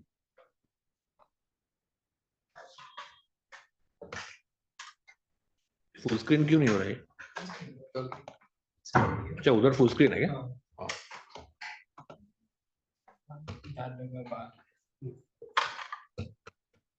Right? So this is what we saw. Now let's take the नीचे वाला Burger King. Now there is I don't know how many of you have seen, but there is an outlet called Burger King also. Yeah, it's not. It's a very famous brand. So वो देख के आपको लग रहा है क्या? By looking at the logo or by the name that it is deceptively similar? No. It's not, no? So Burger King also filed a case, but it did not get a judgment in its favor because they are saying that this is very different. Although Burger King ठीक है, but logo is not deceptively similar. So now all big companies have hired all these IP people just to file the case. Yes. I have a client who has standard in his name. Now, standard is a very common name, everybody has it. And वही point is the next one. वो आप जो daily basket और big basket देख रहे हो, तो big basket is the old one. तो they have gone and filed a case saying that basket is a common word. So then everybody was saying that because big basket is a bigger company, they are bullying the smaller companies into using. Yeah. Like big basket, like I have one trademark, it's Fresco basket. Tanya had put it query on in my case. Somehow we find and we got registered. Okay. So that's why I asked that it's not. Yeah, no, it is not. But ऐसा see basket उसमें वो if you read that trademark का act, right? There is a concept of deceptively similar. Now basket, like in India is a very common word, right? Basket is a very common word. You cannot trademark that. Like if I go and say कि मेरे को valuation word trademark कराना है, so that cannot be allowed, no? Because it's a very common word. Icon फिर भी ठीक है. Valuation, no. So that same logic applies here. Coffee is a common word. Correct. And Sardar Bucks is a totally different name. No, but Sardar Bucks आप बोलो और Starbucks बोलो, so it sounds same, no? There's a brand in Gujarat doing chai bucks. अच्छा. Yes. Okay. But that is working. They are not much trouble. It's working. They don't have a similar logo, but phonetically it sounds same. Litigation point. It is a litigation point. Unnecessary आपका business focus चला जाएगा ये सब करने में. So now let's come to the more relevant part as to why do we value intangibles. First, intangible value. Sorry. Sir, Barka Kothari over here. Sorry. Yeah. Hi. Sir, hello, sir. Sir, there was again a case of Tata Salt and Tara Salt as well. In the case of Tata? Tara Salt and Tata Salt. Okay. All right. There was a similar case, is it? Yes. So Tara had acquired the complete packaging of Tata. Okay. Understood. So now coming to why do we feel that intangibles have value? What do they add when it comes into a company? First is they enhance the revenues, right? What about next? Give you premium. So revenue enhancement. Premium de diya, so you can charge more money. Second is cost savings. Now I will come under examples of each, but ये broad head है. Elimination of competition, which is basically results in increase in market share. Entry barriers and returns on investment. So now I have put it under these 5 buckets. Let's see. I will explain under kaun sa aata hai.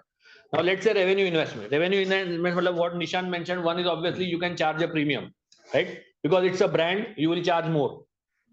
Distribution. So just to give an example, distribution network is also an intangible, right? So when Airtel, acquired Loop Mobile, why did it acquire Loop Mobile? Because Loop Mobile had a network in Bombay. That time Airtel did not have a network in Bombay. They wanted to enter Bombay, so they directly acquired it. Right? If you remember, apne ko costing mein used to have a chapter of make versus buy.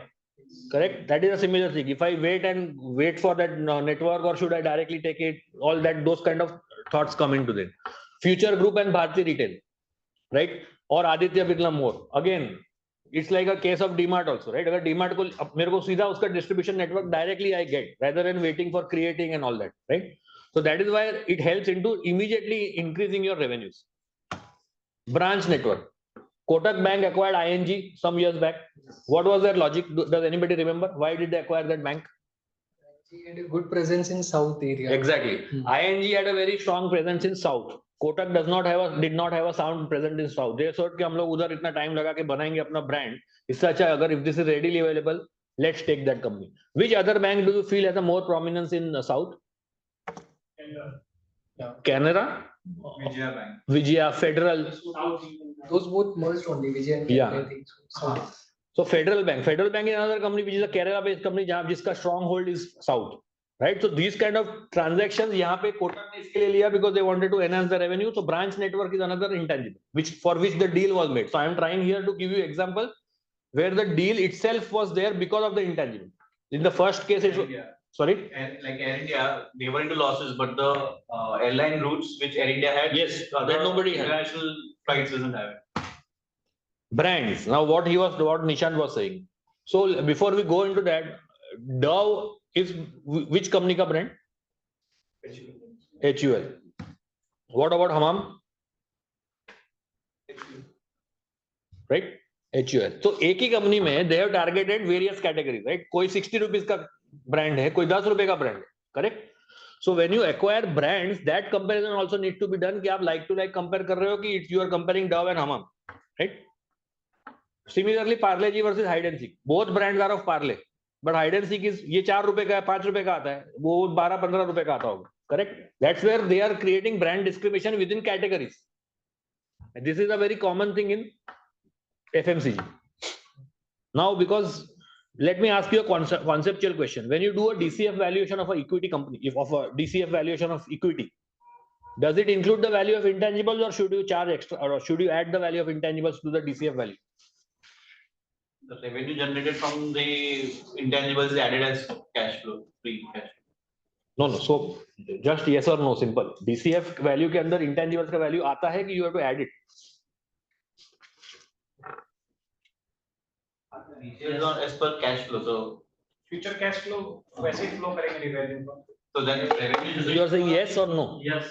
You are also saying yes. Anybody who is saying no? What are you saying? Because the benefit of the brand is customer recollection, because which will ultimately generate revenue. If I'm taking the revenues into consideration, then why add more value for the brand? So you are saying it should not be added, and all of you are saying it should be added.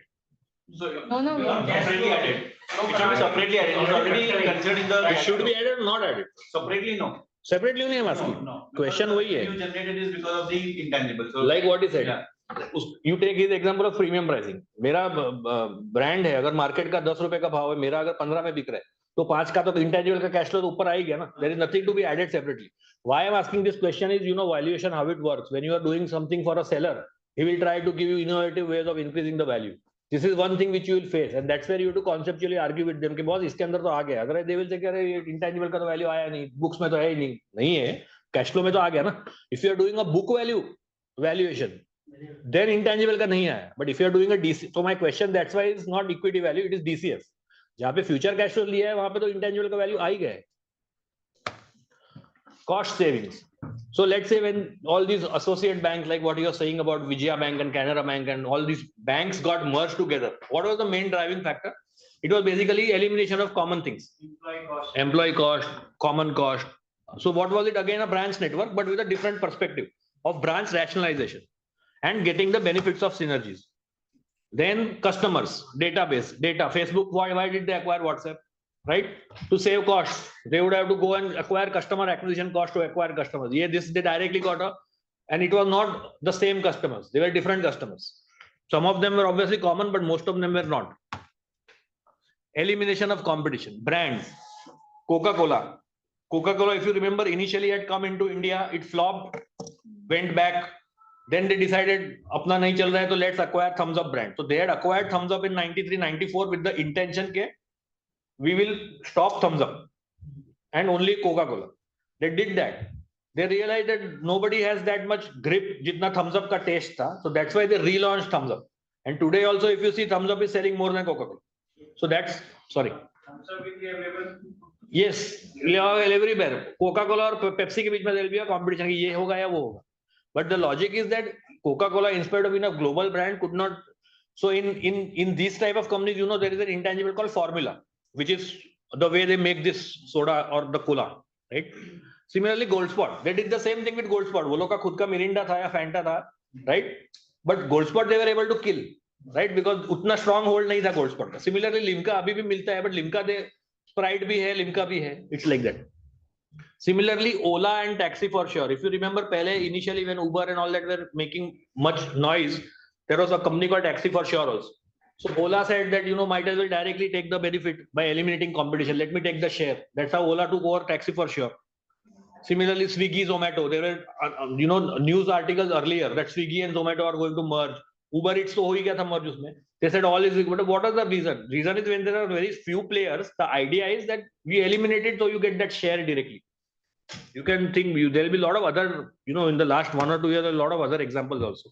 Walmart. अब वो Jabong देखो, पहले Jabong था, which got acquired by Myntra, which got acquired by Flipkart, which finally got acquired by Walmart. Which why is it happening? It is all to get elimination of competition. 5 6 लोग हैं अभी तो finally 2 ही बचे. वो भी Amazon is a very different and Flipkart is now very different. Myntra है, but again it's a part of Flipkart only. Entry barriers, telecom licenses. If you remember some 10-15 years back, when telecom licenses were actually an intent, not 10-15 years, in fact 2006-7 mein, telecom licenses were actually an intangible because pura ka pura business was depending on that particular license. Now, someone would say how it is an intangible because it was an entry barrier. If you don't have the license, there is no business. Correct? So if you see Lakshmi Vilas Bank, India Bulls, right? Again, similar to telecom banking license. They are not very easy to get, right? First phase में HDFC, ICICI सब हो गया, second phase में Kotak वो सबको मिला, उसके बाद it was they had stopped it for some time, right? Now India Bulls Housing Finance wanted to get into banking, so they said कि let's merge Lakshmi Vilas Bank into us, so that उनका जो license है वो we'll get it. So they did a merger valuation. If you see, you will find the merger valuation report on BSE, NSE पे है वो, right? It's a public available document. The unique part about that is India Bulls thought that we'll merge it into us, तो अपने को भी license मिल जाएगा. But RBI obviously is not stupid.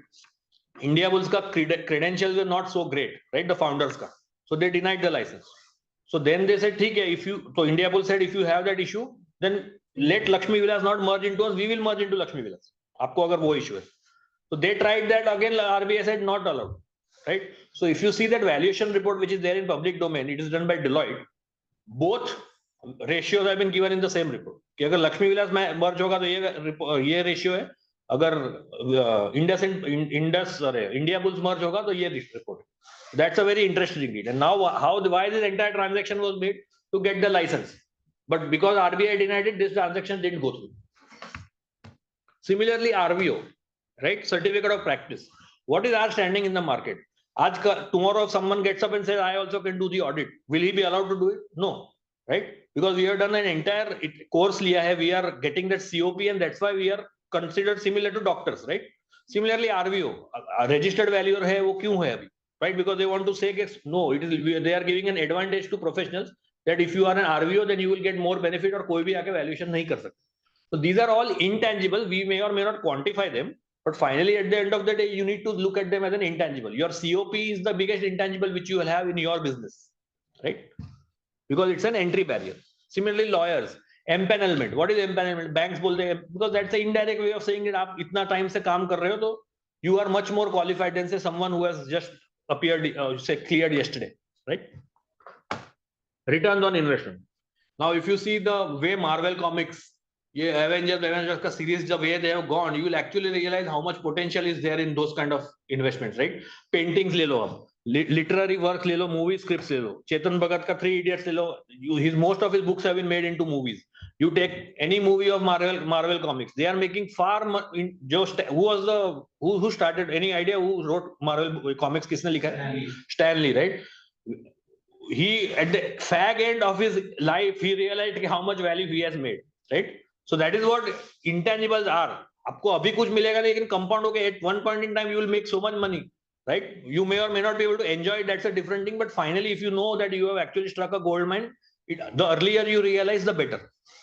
Similarly with this Harry Potter and Star Wars franchise, right? It's all making money. Books तो अभी side में हो गए, अभी उसके ऊपर sequel पे sequel ही बन रहे हैं, correct? That's how it is. Right. Now, let me spend some time on value creation. Company में क्या रहता है? Company में you have some. If I were to break a market value of a company into assets, ये green is market value. What is this? Book value. What is the difference between book value and market value? पहला है, अगर आपके पास कोई property पड़ा है, कोई ये पड़ा है फिक्स्ड एसेट, तो उसमें जो अप्रिसिएशन होगा वो, that's how we will reach some amount of bridge हो जाएगा गैप, राइट? उसके ऊपर जाएंगे तो intangible assets, and now that's minor difference is left. What is that? That is goodwill, right? And that's what the PPA process is all about. What you are asking about PPA, it is breaking up market value into various parts. Now the same slide, the title of the slide is value creation. Now I am going to just call this value destruction. Next slide. And now I will say what is the first thing which goes. आपके value में से पहले उड़ेगा क्या? अगर कुछ company में खराब हुआ तो पहले गुडविल होगा, फिर इंटेंजिबल्स जाएगा, फिर ये जाएगा और फिर ये जाएगा, right? That's why in a negative scenario like से ILFS, राइट, या लेट्स से अभी इंडसइंड का जो चालू है, सबसे पहले जो वैल्यू निकलता है that is of intangibles. Tangible is something which you can bank on, right? Property है, फर्नीचर है, जो भी है उसका वैल्यू है. But the first thing which will go is your brand value, goodwill value. Similar in our profession, गलती से भी नाम आ गया कि इसने ये वैल्यूएशन रिपोर्ट साइन किया है, यू कैन रेस्ट अश्योर्ड या ऑडिट साइन किया है, रेस्ट अश्योर्ड. सबसे पहले अभी वी डोंट आस्क ये कौन साइन किया था. इंडसइंड बैंक के केस में where they are saying that there have been some mistakes and all that, we are first of all everybody is going and checking auditor कौन, उसका मिस्टेक है नहीं है, इंटरनल इशू है. But first of all that's how it happens. So that's why as chartered accountants also we need to be very careful what we are signing, because in our case the only thing we have is goodwill, there is nothing else, and that is the first to go if something wrong happens. What are the intangibles as per you that we, how many intangibles are you aware of? Let me tell you 2-3 names, उसके अलावा आप सब बोल देना. Brand मत बोलो, software मत बोलो और इंटेलेक्चुअल प्रॉपर्टी मत बोलो. उसके अलावा what intangibles can you name? Trademark. वो ब्रांड ही हो गया ना. Voice. Sorry? Voice. Personality. हाँ, ओके. मतलब यू आर टॉकिंग वॉइस, मतलब जैसे एयरटेल का रिंगटोन है ऐसा, उस टाइप का क्या? मे बी और पर्सनालिटी का वॉइस, ओके, बच्चन का. Alright, okay. स्किल, फिर customer relationship, customer contracts, non compete agreement, distribution network. Behaviour को आप कैसे वैल्यू करो? मतलब why is that N intangible? Somebody has a typical way of behaving which is very unique. Okay, मतलब से for example mister been, वो mister been का जो what you see something like that subscription है. So these are the typical intangibles which will come across. See, the thing is that this is not a exhaustive list. जैसे जैसे industries change होगा, नए company में नया type का intangible आ सकता है, right? But this is generally a broad list which you can refer to as to which kind of intangibles can be there in the market. You have brands, customer list, musical works, branch network, product registration. अब ये chemical company में जाओगे तो there are all these product registrations required, right? Video films, trade names, database, lot of things are patented technology. In fact, there is something called as unpatented technology also, which actually will be worth more. Yes. Because patented technology में क्या होता है? If you patent something, you are required to put it up for everybody's view. Unpatented is something like say thumbs up का formula. It is not patented because they are not disclosed only. So it has actually more value than what is patented, Workforce is a HR valuation can be considered an intangible. Yeah, but as per accounting, it is not allowed to be separately recognized. But otherwise, it's an intangible. But because of accounting, we cannot recognize. But how do we value HR? So Cost or the so not HR, workforce. So revenue what is generated by the workforce or the No. cost of the The replacement cost. Okay, if I were to, let's say 100 employee hai, if I were to replace 100 people, how much cost would I need to incur? So in case we are doing a DCF, then we will consider the revenue what the workforce generating. Nahin. So in this case, we cannot do DCF. No, it's Nahin. replacement cost. Replacement cost. So I will so I explain that method. So just to give it, so accounting mein you have this Ind AS 38, right? Which is on intangible asset, which gives you some basis ke how you can identify intangible assets. Usme first of all there are two identification: contractual and separability. If it qualifies under either or, then you can value it, right? And identify it as intangible. Similarly, workforce. Workforce, why it is not allowed to be recognized is because intangible assets required to be controlled by you, right? Customer अगर retail का customer है जिसपे अपने पास data ही नहीं है, that is it's not our intangible, right? Similarly, workforce, you cannot control workforce because they are not bound by you are not. It is not sure that वो आपके साथ ही company कर. You can leave anytime, and that's why for that reason, because you don't have control over the workforce, it is not allowed as an intangible asset. Future economic benefits. Any intangible asset to be recognized should have a future economic benefit, which you should give. Either it should be a increase in revenues or it should be reduction in cost. And the last thing is it should be measurable. अगर measurable होगा तो ही आप value कर पाओगे या identify कर पाओगे. For example, in your case, you mentioned behavior. Now that may be very difficult to sort of quantify. In which case, although it may be an intangible, we may not be able to record it. And typically, these are the 5 categories under which intangible assets are recognized: marketing, customer, artistic, contract, and technology. और उसके अंदर you classify trademarks कहाँ पे जाएगा, customer list कहाँ पे जाएगा, where will place go, where will royalty go, patented agreements कहाँ जाएगा, things like that. This is just an indicative list. Now, finally, coming to the main topic. What? कितना time हुआ? Okay. How do we value intangibles? So, like similar to equity valuations, here also you have 3 approaches: cost, income, and market. वो तो सब same ही है. Concept is also same, right? So methods here are very simple. Under cost, you have historical cost and you have replacement cost. So can you explain to me, anybody, what do you mean if I were to tell you कि आप intangible asset को you value it by historical cost? What does it mean? How will you value it? Cost have incurred. Cost incurred, right? Sunk cost. आपका books पे जो cost है वही value है, WDV. What is replacement cost? What's the market if you want to buy from the outside market? A similar product. A brand or whatever intangible. Right. A similar product आज के दिन पे अगर software है तो उतना ही WDV उतना ही पुराना होना चाहिए. Same product को आज के दिन में खरीदने जाओगे तो क्या value? It can be higher or lower. Market comparable will be normal. नहीं वो अलग है. This is replacement cost. This is only about the cost. Right. It is like अपना equivalent to book value in DCF. Yeah, book value in equity. Right. Let me give you an example. If let's say a laptop in 2005 used to cost you 1 lakh rupees, right? आज के दिन में वो value actually has gone down, right? Not because of WDV, but because there are so much competition. Similar with phone. So वो replacement cost हुआ, right? So same like to like product का cost आज के दिन में market में क्या है? Cost, not market. Now come, yeah. So when we say replacement cost, it is like I have purchased an asset, okay, for 100. Now the WDV is 10 rupees. Okay. So first what I suggest is, because वो तो मैंने आपको सिर्फ title दिया था, आप ये एक बार पढ़ लीजिए रिप्लेसमेंट कॉस्ट का full definition. The replacement cost method involves estimating the cost to recreate or replace an asset with equivalent functionality. This is the keyword. Equivalent functionality at current prices and costs, including adjustment for factors like physical obsolescence and functional or economic obsolescence. When we say equivalent functionality, like when the assets was actually created at the first. That's right. When you actually bought it. Can you give example of workforce over here? So yeah, please. In workforce now, what happens? there is already staff who are working, right? There are already people who are working, could be workers, could be any kind of employee.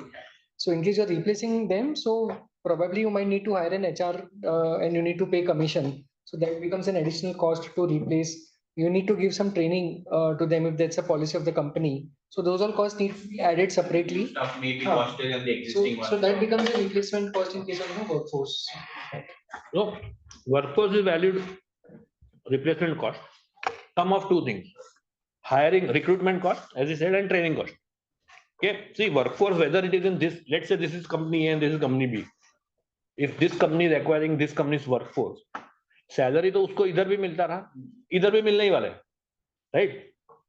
This company जो additional इनकर कर रहा है for that same workforce is the hiring cost जो वो बचा रहा है. Had they not acquired this company, they would have gone out in the market to look for a similar guy, right? They would have paid a headhunter का cost. They would have paid that person to get trained. ये लोग उसके सामने यहाँ पे उसको सीधा trained workforce already मिल रहा है, which cost he is saving. That is the value. So when you buy, maybe he may ask for a premium. हाँ. That can be also part of the valuation. नहीं, but वो तो salary का हो गया. हाँ, मतलब since I'm already like make or buy, I'm directly. Yeah, it is like make or buy. Directly buying his workforce and. Exactly. If you're shifting to some different city, Exactly. if you're shifting to some different city, so the city, say you're going to some rural areas, so maybe the cost is low. maybe reduced. Something like that. So that is the cost. Then second is the market approach. Market approach में there is a comparable transaction which you are talking about.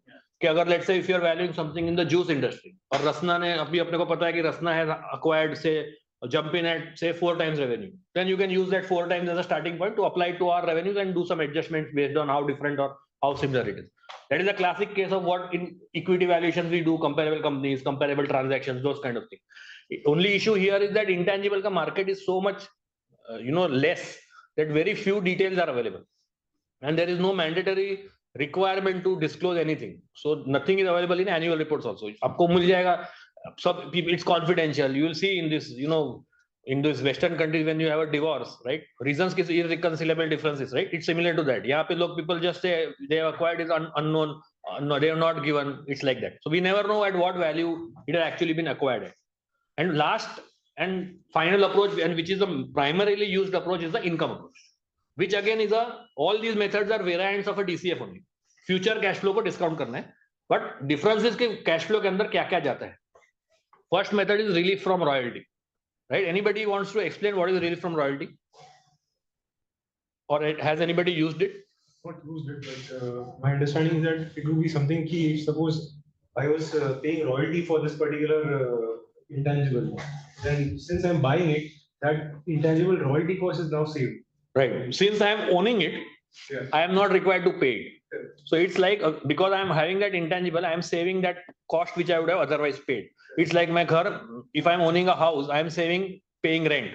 So whatever I am saving for the period of the intangible, uska discount करके आज का value is relief from royalty, and it is very simple.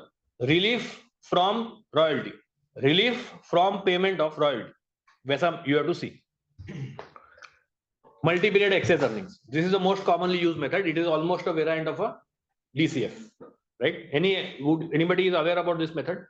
You studied during the RV exam. Okay, but were you able to use it? No, never used that. Okay, but were you able to understand? Yeah. Can you, for the benefit of the group, explain? So whatever excess is earned because of that brand name or the goodwill or intangible, that value cash flow is considered for 5 years and then discount. Right. So it is only the incremental revenue, right? Nothing else. Just earned because of that intangible. So the method is like you have to calculate the whole income and then reduce the expense and then So this Right. you have to come to the income which is only Attributable to this. attributable Correct. to that intangible. Right. So the entire thought process behind this method is it is a residual value. Residual value मतलब when you start, आप start करोगे company के revenues, right? But अपने value कर रहे हैं intangible. So we have to remove everything which is not related to the intangible, and finally the cash flows pertaining or the earnings pertaining to intangible, only that we have to discount. That's the simple way of explaining the method. So this is somewhat like what you used to do in costing buy versus replacement के लिए what you do is कि if you don't replace this particular machine, this is the revenue. It is like WACC and VARA analysis which we do. Is just So you seem to have done intangible. If you are able to use the words like VARA, at least you are aware about what a people. I've passed the valuation examination Okay. in February month. Okay. So yeah, carry on, please. You are explaining. You are giving the answer, no, to him. No, I was just saying that the concept of this Excess earnings. excess earning method is similar to WACC and VARA, where we allocate the Yeah. VARA to the how we have arrived. Like VARA is like weighted average return from an assets, and WACC is your overall cost to the company. Correct. How we allocate, like what the resources we have, like working capital we have. So working capital naturally would have a less cost, and similarly there is a steps like working capital, then there is property, plant and equipment, then there is an intangible. So you accordingly allocate your cost of capital to come to the VARA. Like, okay, how much additional probably cost is generated, or like you are expecting to be generated from an intangible. So because relief from royalty and excess earnings are the most used methods, I have spent some extra detail मैं आगे मैंने बताने वाला हूँ. So I will explain the entire thing to you in detail there. Right now, I will just explain what the other methods are. Incremental cash flow. As the name suggests, there is a scenario जहाँ पे ये intangible है. We will compare it to a scenario where that intangible was not there. Right? In the first scenario, you are getting higher cash flows. In the second, you are getting lower cash flows. Difference between the two discounted today is the value. That's the simple method of incremental cash flow. And finally, DCF. DCF is discounting cash flows, but normally intangible, it is very difficult to use a DCF because you don't always get the cash flows only from that intangible, because no intangible works in isolation. It's all part of iske saath ye, uske saath wo, like that, right? So this is only a brief touch up. I will now come to the detailed part. I am not going to spend much this. You share this with them, right? Or normally you are not required to share. So वो उसमें you can read up when you get the presentation. तो उसमें you will be able to read all this. So ये theory है. Concept मैंने आपको बता दिया है. Now let me spend some time on showing you how a relief from royalty method works, which is with an example, right? So typically relief from royalty method is used in primarily to value brands, right? Brands के लिए ये है कि as he was explaining कि because I am owning that brand, I am not required to pay royalty to anybody else. तो उतना मेरा cost बच रहा है, which is this. So for example, revenue from trademark, right? So assuming ये मेरा revenue है, which I could earn from that particular brand, उसके ऊपर I will apply a pre-tax royalty rate. I will then apply a tax, right, to come to a post-tax royalty savings. Then simple, उसके बाद तो आप जो normally discounting करते हो वही. Any questions on this concept of the method? You look at it, I'll give you some time. You go through it properly. Any input you don't understand or why it is used, you ask me.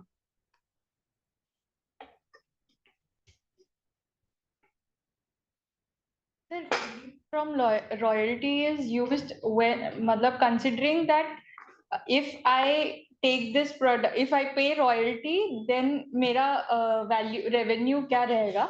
No, it is the other way around. Okay, I am saving royalty. Really, it's not I am charging, I am saving. So is it like मैं? तो मैं आपको simple example देता हूँ. Let's take Jumpin brand. We are discussing about the transaction. Jumpin, right? Now, or let's take Jumpin में आप थोड़ा वो हो सकता है, but let's take Tata Chemicals या brand Tata. Now, without the Tata brand, right, it is able to charge 10 rupees, but with the Tata brand, it is able to charge 20 rupees, right? So, what is the brand value, brand revenue? 10, right? But total revenue 20. Now, two partners, if I go as Tata to lend my brand to someone, I will tell him कि boss, जैसे franchise का model रहता है कि तू जितना earn करेगा उस पे मेरे को इतना रॉयल्टी चाहिए, because you are using some part of the brand. So that is the logic. So वो brand से whatever revenue you are able to earn, that is this revenue. ये जो revenue from trademark लिखा है. So we'll also have to value, अगर हम लोग royalty नहीं ले तो वो वाला भी value करना पड़ेगा या this is okay? नहीं, this is okay. ये ऊपर वाला तो वो तो सेम ही रहेगा दोनों केस में. अच्छा. अपने वैल्यूएशन में नीचे वाला जा रहा है, रॉयल्टी अप्लाई करने के बाद. What factors do you find like to calculate royalty rate? What all things? What? Sorry? In a general way, like for calculating royalty, you have taken over 5%. So what are factors we should consider generally? See, India में to get a royalty rate is very difficult, but applicable to Indian markets. So there are various databases. You have royalty source, royalty, royalty stat, KT mine, फिर वो markables, right? There are a lot of databases, but these are all problem क्या है? These are all first of all outside बाहर का analysis करता है, and they are all very dated. 99 2000 का 2010 का रहता है, अभी का कोई नहीं रहता. So we have to go to these databases. These are all paid databases, and get the rate. At least that will help you act as a backup, and give some discount compared to आपके company से और आपका market से कितना अलग है. And otherwise, there is a method or there is a very crude method called rule of thumb, जहाँ पे people say that typically for any business, your 1/3 of your EBIT margin or 1/4 of your EBIT margin के बीच में आपका royalty rate रहेगा. So if your EBIT margin is say 10%, then you can safely say that your royalty rate will be between 2.5 to 3.33, something like that. But that is a very crude method. But more often than not, अगर आपके पास, if you don't want to spend money unnecessary, right? Because these are not cheap databases, right? Then you can use this as a method, and most of the time auditors will not say anything. They will accept it. Right? Should I move? It's accepted in standards, right? Yeah. Otherwise, ये देखो नीचे मैंने rates भी दिया है, कोई reported rates है. In fact, we are actually coming out with a royalty rate publication in some time. So I'll definitely contact you. अब देख लेना, is it helping you or not? Sure. So यहाँ पे ये सब news में आता है कोई बार, which you can use. Time factor पे थोड़ा The discounting. नहीं वो तो ठीक है sir. Sorry? So the cash flow. Yes. Like average. ये जो इसमें नहीं लिया है मैंने. Because here I wanted to give an example of a finite life brand. But अगर if you are valuing a brand like as big as Tata, then it is going to have a perpetual life. उसमें आपको फिर वो terminal value का calculation करना पड़ेगा. ये मैंने यहाँ पे आपको सिर्फ दिखाने के लिए 8 years लिया है, just to show you. Good that you reminded me. ये जो मैंने red में किया है, I will come to the time factor. I just explain. मैं आता हूँ. So, you know, when you are deciding के company brand का life, what should be the life, you have to be very careful. आपने decide किया 8 है, तो but it cannot be that the revenue contribution is going like this and suddenly 0 पे cut होता है. It has to be like a bell curve. That you know that brand is contributing this much, फिर gradually उसका contribution कम हो गया and then it's phased out. So that's what I wanted to show here. कि आप पहले साल में देखोगे 300 is becoming all the way up to 750 in year 5, and then so lot of people cut the life in 750 only, but that is wrong. फिर 750 से देखो उसका contribution कम हो रहा है and you are reaching all the way to 200, and that's where you have to end the life, right? What was your question on time factor? 0.5. Okay. So are you aware of the concept of mid-year discounting and end-year discounting? ये mid-year discounting है. So in case if we say that this particular brand has a finite life, so we have to take all the finite life years, or yes, okay. or what is the other option you were asking? I was wondering if there नहीं, अगर finite life है तो you have to ask the projections of the client or prepare the projection for that full period. Okay. And is there any kind of logic that you have to apply to decide whether this life that they have taken is the entire life, or should we? So you can see there are client तो हमेशा depending उसको क्या चाहिए वो बोलेगा. अपने को कैसे check करना है कि अभी for example there is a company which has just recently started, right? और वो बोलेगा मेरा brand का value 20 साल है, तो वो तो अपने को it's not digestible, right? If the brand itself has not been in existence for so long, then how can you take such a future life, right? So that is one way you can check. Similarly, if you are doing some brand which has some agreement, तो वो agreement कब तक है? उसके बाद you have to assess whether it is going to be renewed, not renewed. उससे you can decide the life. Other way, a more mathematical way is you can do कि हर साल का वो जो brand से cash flow आ रहा है, after a point in time it will be contributing very negligible. So that is the period where you can cut. Something like that. But it's not like there is a no single rule के यही इससे आप decide करोगे कि life कितना है. वैसा नहीं. In fact, lot of times you will get into arguments with auditors also, because auditor बोलेगा आप कम life लो. क्यों? Because उसको amortization hit ज्यादा लेना है P&L में.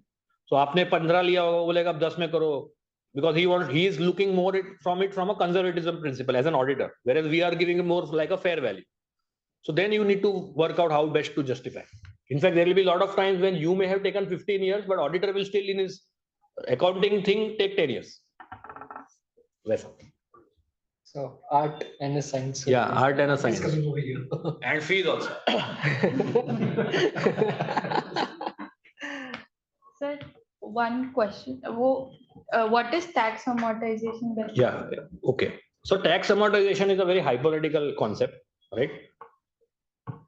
Basically, what it means that when an acquirer is acquiring an intangible asset, so uske books mein it is going to get amortization on that intangible, correct? So usko suppose 100 India mein WDV पे 25% intangible पे मिलता है. So if he is going to acquire something at 100, he is going to get that 25 rupees benefit, right? Over a period of time. So the hypothetical standard says that you need to add it to the value. So effectively it says that the value is divided into two parts. अब ये जो royalty, suppose आपको 25% in this case कितना है? 1.29 है, right? Which means that 0.29 is value में से 0.29% आ रहा है आपका tax amortization benefit से और बाकी 0.71 आ रहा है आपका ऊपर का relief from royalty के calculations. So there is an, I will come to that. मैंने एक link भी दिया है. आप, that is an entire article on tab. So that will help you understand. I have given a link also. It's the thing, but annuity value of the tax benefit which you're going to get over a period of 7 years on the amortized. Yes, correct. Annuity value you mean? Yes. Any questions here? So if like as the case was in Byju's, they also had a very good amount of intangible asset. Okay. But since day one they were making losses only. Okay. So we can ignore tab in that case, right? See, tab क्या है? अभी intangible is a very different thing, right? From business tax. तो business tax में अगर आपका loss भी है, लेकिन intangible में because you cannot set off losses against an asset. Losses get set off against only a business. So you can continue giving tab also and continue charging full tax. Paisa. Okay. So this is the simplest method. And let me just explain some things in detail which you should keep in mind for relief from royalty. Revenues should reflect all revenues attributable to the intangible. All revenues मतलब क्या? अभी let's take the example of Kingfisher. When Kingfisher was there, Kingfisher had two products. One was their alcohol or alcohol beverage, and the other was their airlines. So if someone asks you to value Kingfisher brand, then it should have revenues of both activities. It cannot be only of one, right? Similarly, umbrella brand. अगर टाटा है तो टाटा का brand value कर रहे हो तो chemicals motor सबका आना चाहिए. It cannot be only of a single thing, right? On the other hand, if you are valuing Tata Chemicals as a full one brand, then only Tata Chemicals should come. Prevailing royalty rates for similar intangible assets in the industry. What I mean by this is differentiation over existing products in the marketplace. आपका खुद का product Lifebuoy का है, but आप उसको Dove का royalty rate मारोगे, then it will be wrong. You are overvaluing your product. Similarly, आपका खुद का product Mont Blanc जैसा expensive है, but उसको आप Reynolds का rate मारोगे, then also it is wrong. You are undervaluing your product. So the आप जो comparable royalty rates लोगे, those also have to be similar to your, brand. I have a question. I'm not sure whether it's. No, that's okay. So, in case of an umbrella brand, like you mentioned, Tata. So, Tata by itself, like you mentioned, Tata Sons is charging a royalty to each of the individual companies which is using the word Tata. So, in this case, since Tata Sons is charging the royalty, that means the brand is held with Tata Yes, Sons. correct. So, can we then say that Tata Chemicals or TCS individually have a brand value as well? Yes, they can also have, right? They can have, like just the way you told me TCS, and I immediately understood TCS किसकी बात कर रहे हो, which itself suggests that there is a value of TCS. So it may not be Tata, तो आप उसमें बोले भी नहीं, right? You just said TCS, so then it has a separate brand. So then, in spite of the fact that you are paying royalty for using the brand name, despite of that, you might still have your own brand. Your own brand name. In fact, I can charge it from some other company saying that you are using the word TCS, like that. Okay. Royalty payments as a percentage of revenue vary widely depending upon the profitability of the product and the industry and the market being served. In fact, there are some cases where we have seen that royalty is charged on margins also. It's percentage of EBITDA, sometimes per product. So it can be, ऐसा नहीं कि हमेशा it has to be on revenue. It can be on anything, right? B2B usually have lower royalty rates than B2C. This I think would be clear, right? जो customer को जो है वो तो it has to be higher only. Post expense royalty rate. Sometimes to get a certain royalty, like for example, if we are giving a house on rent, to maintain, to वो rent के लिए we need to pay maintenance, right? So it is similar to that. कि वो अगर royalty rate आपको earn करना है, तो you may have to incur some expenses to maintain that rate. So that also needs to go in the calculation. 25% rule of thumb is what I explained. And where are this method primarily used? To value trademark, trade name, brand know-how, but can also be used to value patents or technology. And sources for royalty rates, which I told you, 3-4 hai, royalty stat, royalty source. When you mentioned, post acquisition of that particular brand, have to incur some expenses to maintain the brand. Yeah. So basically, we're talking about marketing. Not post acquisition. I am saying that because you are owning the brand, right? जैसे आप घर किसी को rent पे देते हो, तो आप घर थोड़ा मेंटेन भी करके रखते हो. You pay the society the maintenance fees, maintenance charges. So it is like that. Not that आपको marketing करना है. But usually, say suppose if I'm comparing a situation wherein I was paying royalty versus a situation wherein I own the brand. So earlier, when I was paying royalty, somebody else was incurring the expense to ensure that the brand still stays relevant. That obviously goes without saying, because if you don't do that, then your royalty rate will fall. Correct. So then, in this scenario, should we also compare, the expenditure that I have to incur for the purpose of maintaining the brand relevance? You can do that. If it is, so whatever is, so if you have used a 5% royalty rate up, वो charge करने के लिए whatever expense needs to be done, you need to. We need to set off the income versus the right. For this royalty percentage of revenue, how are we supposed to know? Is it percentage of revenue? So that you need to, whichever publication से आपको आपका source मिलता है, वहाँ पे they would have written कि ये industry में generally किस पे होता है. More 90% of the things times it is on revenue, but sometimes depending on the industry it can be on EBITDA, depending on say अभी if you are using say pen के ऊपर कोई royalty है, तो वो फिर पर उस पे जाता है. It's like that. But wherever you are going to get that royalty rate का source, वहाँ पे वो लोग ने लिखा होगा कि this is on what. And so अगर वो percentage revenue पे you in your case also you have to apply to revenue. वो अगर EBITDA पे तो in your case also you have to apply to EBITDA like that. Right? And this is what an excess earnings method looks like. Right? You can go through this. In this, we have tried to value customer relationships as an intangible, which is basically your current set of customers. ये थोड़ा font छोटा है ना?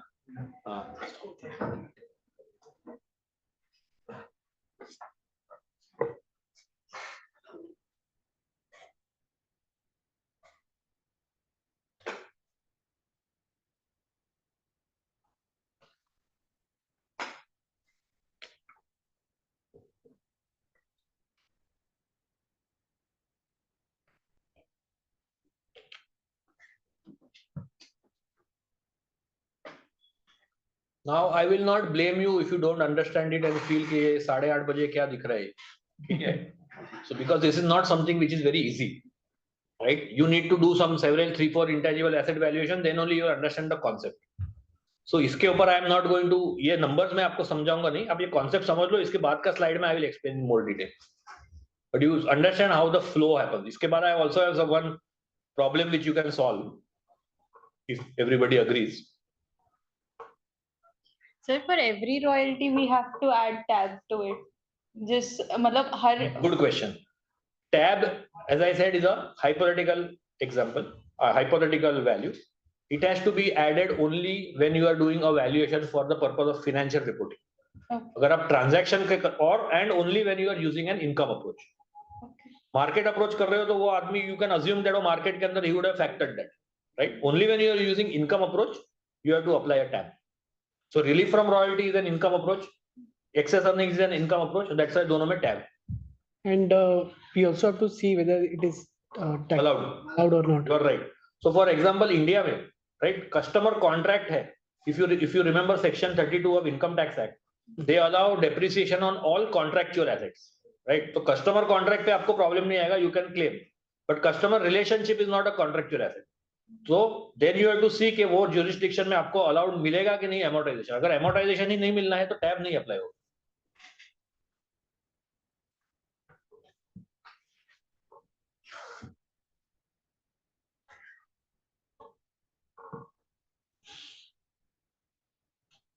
So this is kind of a factor method, right? Which method? Factor. So like CAP and there are other formulas, right? Wherein you allocate the return to various factors, and whatever is the residue, that's basically. Yeah, that is what you are explaining. You are right. Which is in this case it is called contributory asset charge. Basically, we are trying to find out के दूसरा ये पैसा मैंने इसमें डाला, इसकी जगह और कहीं डालता तो अपॉर्चुनिटी कॉस्ट मेरा कितना लूज हो रहा है. It's something like that. Should I move on?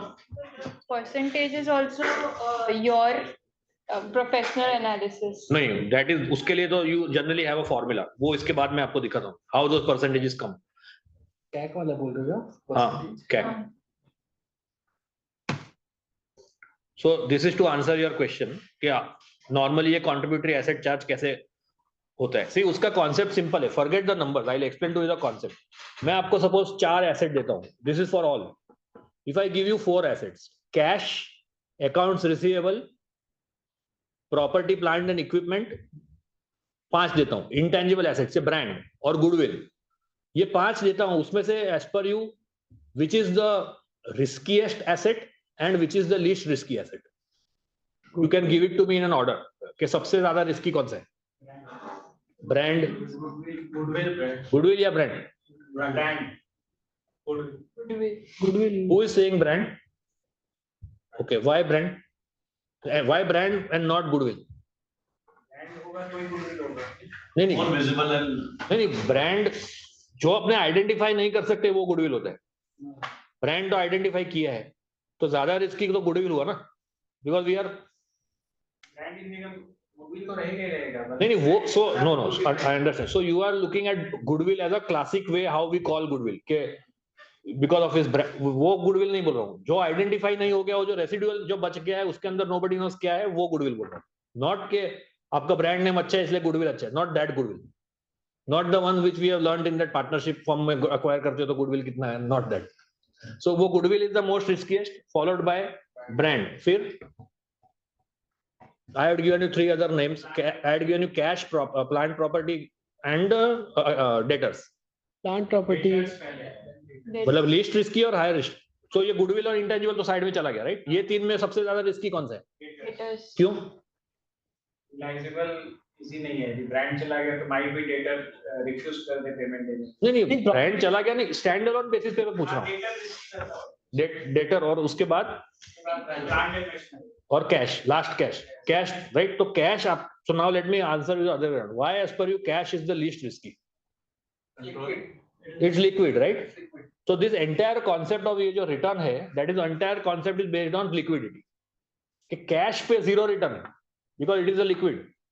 But अगर now if I ask you the same example कि between property and between debtors which is more liquid? Debtors is more liquid, no? Because property बेचने में पैसा निकालने में time चला जाएगा, and that's why debtors is less risky than property from a liquidity perspective. मैं आज घर बेचने जाऊं या मैं मेरा फैक्टरिंग करके डेटर्स निकालने जाऊं तो that will I get easier, right? घर बेचने में टाइम जाएगा, something like that. So that is the entire concept of contributory asset charge, and depending on that you need to take various numbers की किसके ऊपर कौन सा contributory asset charge आना चाहिए. And this is a simple example which I have given of tax amortization benefit. You know what you are asking कि ये tab actually क्या है और कैसे calculate होता है. And नीचे ये जो link है, you know there is a, ये RVO का website में मिल जाएगा आपको. ये ICAI RVO comes out with these publications. तो उसमें दिस आर्टिकल, दिस लिंक में you will get that article. So this is, इसमें I don't think I need to spend time because ये तो लास्ट का नंबर है. पहले आपको इंटेंजिबल का कॉन्सेप्ट समझना है. This you can look at it at your own. Is a simple calculation. 100 से अगर चालू होता है, 25% is the depreciation, then you are saving in your savings in tax at 30% is about 8.65 which gets discounted, which is your benefit, right? अभी इसका let's do a refresh, quick refresh. Intangible assets, see what is the premise of this method? The premise of this method is no asset generates revenues or cash flows on its own. It works in a mix with others. So intangible assets do not generate cash flows in a vacuum. They also utilize contributory assets to generate cash flows.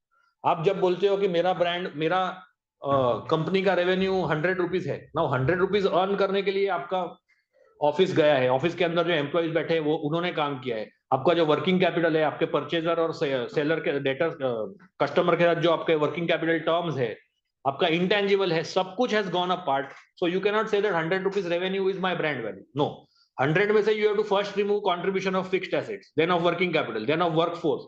उसके बाद जो बच गया only that is for brand which we need to value. That's the entire premise of a excess earnings method. Contributory charges are hypothetical rental charges or an opportunity cost for the use of the other contributing assets. Calculation of contributory charges was previous slide में I have shown. Primarily used this method to value customer contracts, relationships, in process research and development and patents. Right, now this I just want to explain abhi what we were discussing. Right, this is a graph which on one side is the liquidity and on the other side is the risk. Right, और right side में मैंने आपको दिखाया है कि वैक is the overall return on the company. तो कौन सा asset will have a higher return than the वैक और कौन सा asset will have a lower return than the वैक. तो अभी ये है कैश. तो cash if you can see it is very high on liquidity but low and low on risk. फिर debtors slightly higher on risk but and lower on liquidity. उस हिसाब से this is what we were exactly just now discussing and this is the finally the intangible which has the highest risk and the lowest liquidity. Correct? Now I have only 15 minutes left, right? तो अभी ये case study आप पढ़ो. It is not that you need to solve. इसके बाद I will ask you a question which is this.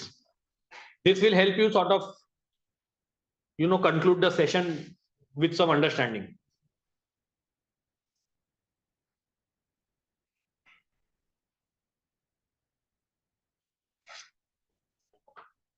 Or what I will do is let me remove the question. पहले आप ये पढ़ लो, उसके बाद let me ask you the question.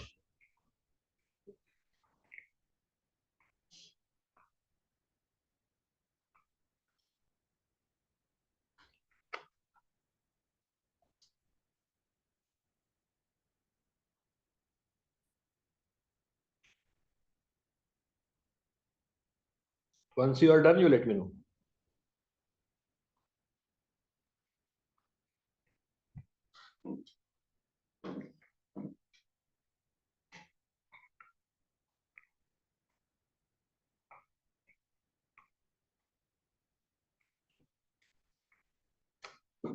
Done? Should I ask the question? The question is, which is the most appropriate valuation approach for this case?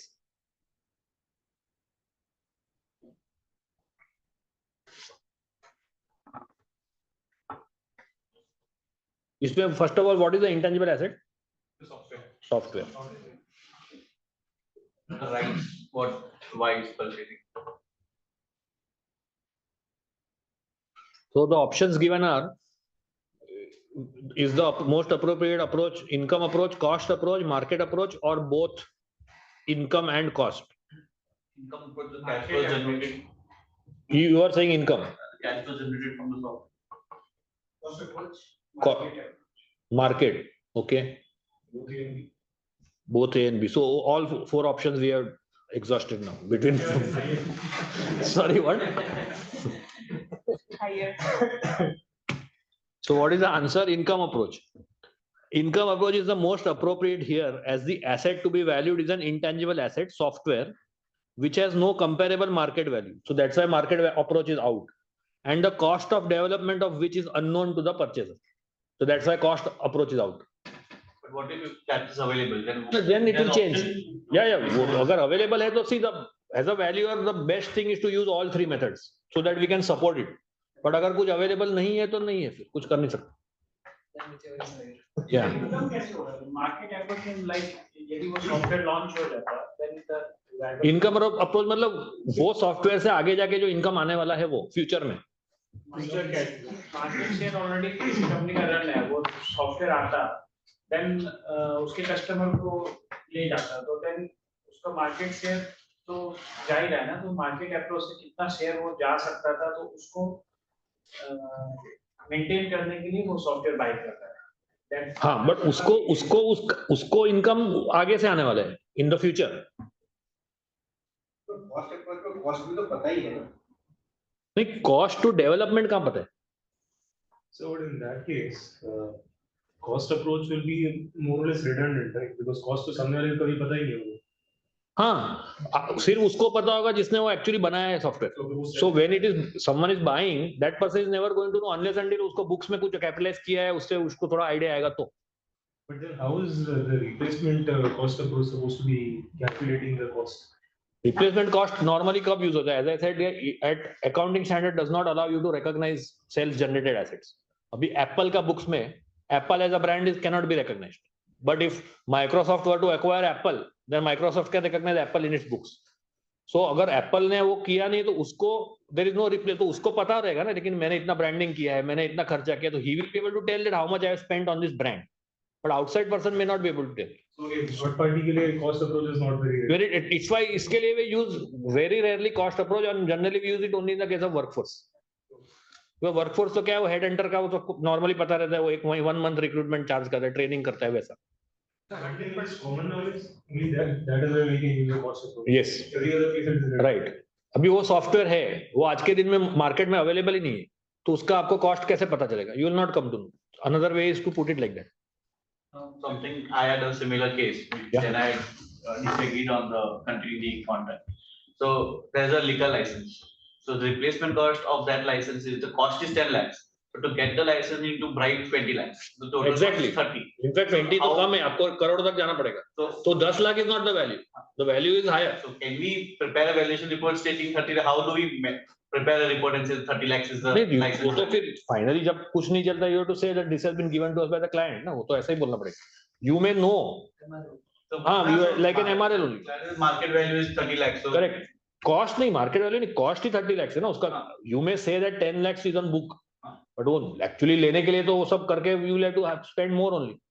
So you market value भी available है ना market में है, but वो तो agent मांग रहे हैं. Return किसे as a proof return तो किधर लिखा नहीं कि cost इतना मिल मार्केट रहा है. वैल्यू में out of pocket expense include नहीं, जो वो बोल रहे कि should be factor in that also. So ideally yes. That sometimes after speaking to agents, मतलब after speaking to even just getting quote on market internet पे मिल गया, then even you take one more step ahead, call him, ask him कि this is the final price including GST, credit मिलेगा नहीं मिलेगा और क्या expenses है, then we conclude that this would be a replacement cost. correct. So that is a very valid case for this particular approach. Of course it is subjective. पूरा valuation is subjective. आप जो defend कर सकते हो वो. That's the simple answer. So in case suppose some person is willing to buy a company, like say a NBFC, merely for the license. So there's no as such there's no developed book or loan book or anything as such. Shell company है, सिर्फ license है, हाँ. Sort of a shell company or some company in which the investment set up. So in that case, when I'm valuing the company, should I also have some separate valuation done for the license by itself or? हाँ, मतलब ideally speaking थोड़ा तो value company का ज़्यादा होगा license से, so it is better to value separately. So company valuation और उसके अंदर फिर ये license value separately लेके book value ले लो उसका भी. Something like that. Book value तो नहीं, but maybe आगे see to be very honest, NBFC के केस में तो ऐसा है कि अगर अब लाइसेंस नहीं होगा तो आगे कुछ प्रोजेक्शन ही बनना नहीं. So it is ideally speaking someone can say that entire thing is for, आप जो भी डीसीएफ करोगे वो लाइसेंस का ही है, लेकिन अगर आपका पास थोड़ा बहुत कुछ वर्किंग कैपिटल आज के दिन में है या कुछ फिक्स्ड एसेट्स है, that much you can minus to come to the value of the intangible. FD तो होता ही है ना. हाँ, एनबीएफसी में एफडी तो 2 करोड़ का तो समथिंग. नहीं मतलब वो तो वो लाइसेंस से रिलेटेड ही हो. It is required to be maintained, but I am saying if you are valuing it strictly like an intangible, then you will have to say कि business का value में से tangible minus करोगे तो बचेगा वो intangible asset, something like that. So then suppose it's I'm doing a DCF हाँ. or doing a valuation of this company. Then in that case, like you mentioned earlier, we separately इसका valuation करने की जरूरत नहीं है license का. You can broadly say it will be same. It is included in the valuation of the cash flows. But when you write the report, you may not be exactly be able to say that because someone can always challenge कि बस इसके अंदर तो आपका जो office है उसका भी इंक्लूडेड है, तो वो माइनस करके जो बचता है that you can say that total मैंने DCF का 100 लाया, उसमें से tangible मैंने माइनस किया 20, so that's why 80 is for license, something like that. Start point can be DCF, but you will have to do some adjustment. जैसे इसमें अपने contributory asset charge माइनस करते हैं, इसमें you will have to minus the asset value itself. Now, for the same case study, there is question number 2. Y Limited has estimated the possible cash inflows due to the sale of the software of X and it estimates that the useful life of the asset before it needs any upgradation is 3 years. Which of the following is correct? It is appropriate to use excess earnings method to value the asset. Premium profit method should be used. Premium profit मैंने समझाया नहीं है, but basically it means that let's say one soap is unbranded soap is getting sold at 10 rupees and branded at 15 rupees. So 5 rupiah is the premium pricing method, which he was also earlier talking about. Both A and B can be used, and none of the above.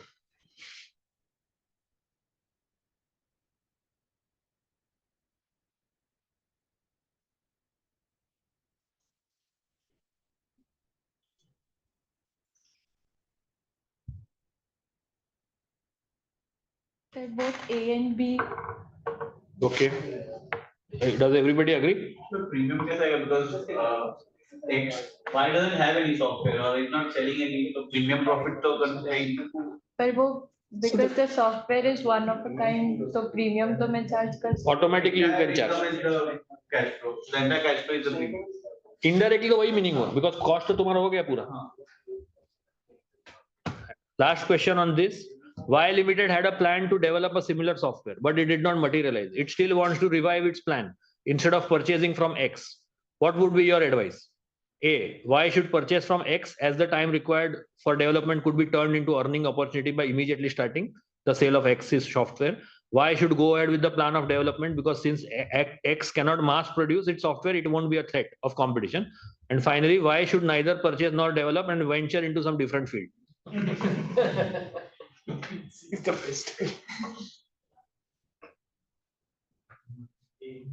Business decision actually. Sorry? No, so you can take it like make or buy, then time to develop the software and time to earn. Is same. Yeah, you can to compare, yeah. Or time and cost also. So you say 3 years, then it takes 3 years to develop the software, and it's better to buy it and go with it. What you can save and what you can by acquiring it, how much time will take to make. So क्या answer है आपका, A या B? Though X cannot mass produce, it will surely sell the software to someone, right? What was the answer for second? Second, it was both methods, premium pricing also and excess earnings also. In the valuation of the software, what factors should be considered? Future cash flows related to the software, sales, probable competition from other companies, life of the asset, or all of the above? Ideally, the all of the above ही होना चाहिए. वही correct ना, because everything has some part to play in the assessment. Now this is a live example of, इसमें आपको compute करना पड़ेगा. Would you be willing to do that? It's a 10 minutes thing. Not ज्यादा बड़ा नहीं है. आपके पास है calculator या कुछ करने के लिए? This is an excess earning method का calculation. So maybe it is easier if I break it down. So एक काम करते हैं. See, first you read the assumptions, and then the first question is calculate the revenues adjusted for attrition. So maybe what you can do, sorry, what's your name? Rishabh. So Rishabh, maybe we can start with you. कि आप एक साल का revenue बोलो, then you can say of the next third year, fourth, ऐसा करके. सब एक साथ का नहीं बोलेंगे. Everybody can compute for different years.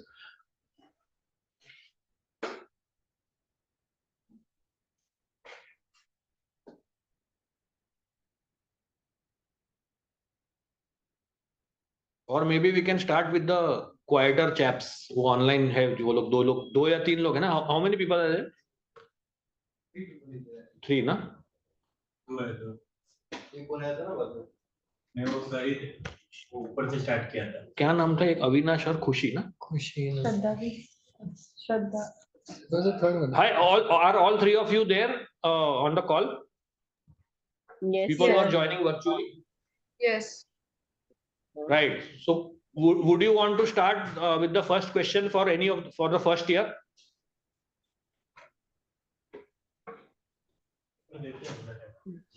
So difficult for me. I'm traveling. Okay. उनको मिल रहा है क्या CP? नहीं सर, नहीं मिल रहा है. We are just gaining knowledge from you. Right. But then still, serious students to come then. So we can start with someone from here then. Rishabh, why don't you start? You understood the question? Yeah. Already. First year would be 20,800. Which is how? 4% growth rate and then the 20% annual attrition. So your 2020 revenue is 1 lakh. Yeah. Right? 1 lakh grown by 4%. So 1 lakh 4,000. Right? कितना होगा? 1 lakh 4,000. 1 lakh 4,000. So that will be the and adjusted for attrition. तो 1 lakh 4,000 को क्या किया आपने? तो कितना आता है? 20,800. हाँ तो रेवेन्यू फाइनली कितना हुआ? उसका 2% रेवेन्यू कैश में. नहीं कैश फ्लो नहीं, आपने 1 lakh 4 में से you have to minus the attrition no. तो कितना आया? 80,000 समथिंग आएगा ना कुछ. 83,200. So that is your answer. 83,200. Okay. Ajit, what is 2% adjusted revenue cash flow is equal to 2% adjusted revenue. वो नेक्स्ट क्वेश्चन के लिए where we are asked, they are asking that calculate the cash flows.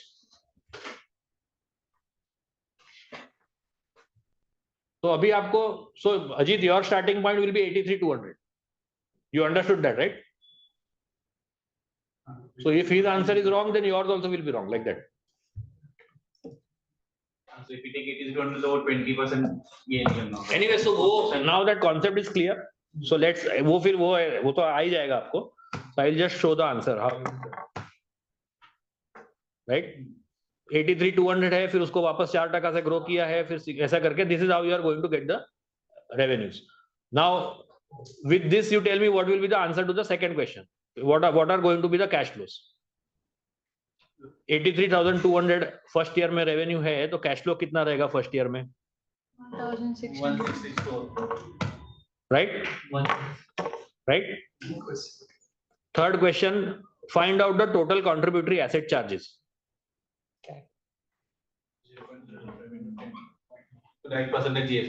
कर दो. हाँ, कोई भी एक साल का बोल दो. We know 83,200 as the first year, तो उसका वो साल का you can let me know. 74.88. कैसे आया? 0.09% of the revenue. नहीं, total contributory asset charge all three. तो 0.09 प्लस 0.5 प्लस 0.45, तो कितना हुआ? 1.04%. राइट. 1.04% ऑफ 83,200, तो कितना आता है? 865 आता है क्या? हाँ. So that is how you have to calculate. Is it clear? यहाँ तक तो अभी अरिथमेटिक्स ही है. This is just the excess earning method has been broken up into parts. अभी आप उसमें 0.09 और 0.5 तो हमने दिया हुआ है. Ideally as a valuer you will be required to find out all those numbers. And last is what is the total value of customer relationships single value. तो ये आपको इसमें you will have to use the discounting. So do cash flow we got 83. हाँ, मतलब आपको cash flow 1664 आया, उसमें से you will minus the contributory asset charge. Right. उसके बाद जो बचता है all the 5 years you will discount it. Is it okay? Oh yeah, you know how to do the discounting, right? I will not go into that. So this is how it will look like, right? 799 बचता है, आप 15% से discount करते हो. They have said that you assume end year convention, which means that वो 1 2 3 4 5 करके this is the value. Clear? Right. And this is the last case study. Any questions? Or are you guys too tired? I can end it now also. अगर ऐसा है तो I can, मतलब है नहीं कुछ ज़्यादा, 1-2 स्लाइड ही है. One question is, I think there's one more greenfield method. Yeah, that is also there. Greenfield method है, with and without method है. It's the same. Same क्या? Okay. It is like वो मैंने वो जो incremental cash flow बोला था ना, कि with the intangible and without the intangible, it is something similar. Only thing greenfield is like for those telecom licenses. Or like he said NBFC license, कि अगर license है ही नहीं तो zero से ही start करना. That's why it's called greenfield. Because without the license there is nothing to compare it with. So the entire DCF, entire future cash flow value is the value of that intangible, something like that. This I think it will be easier for you. ये relief royalty वाला है, so you can read this question.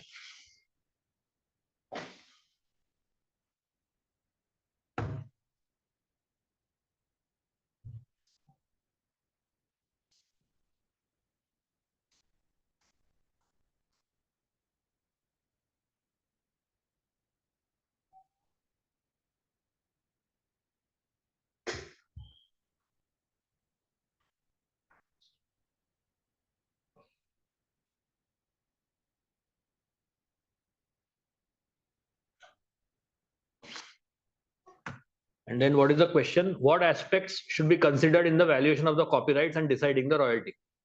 Duration, life, what drives the value or all of the above? Duration. Fear? Anybody having a different answer? All. Someone said all. Okay. Okay, all. Fear? All.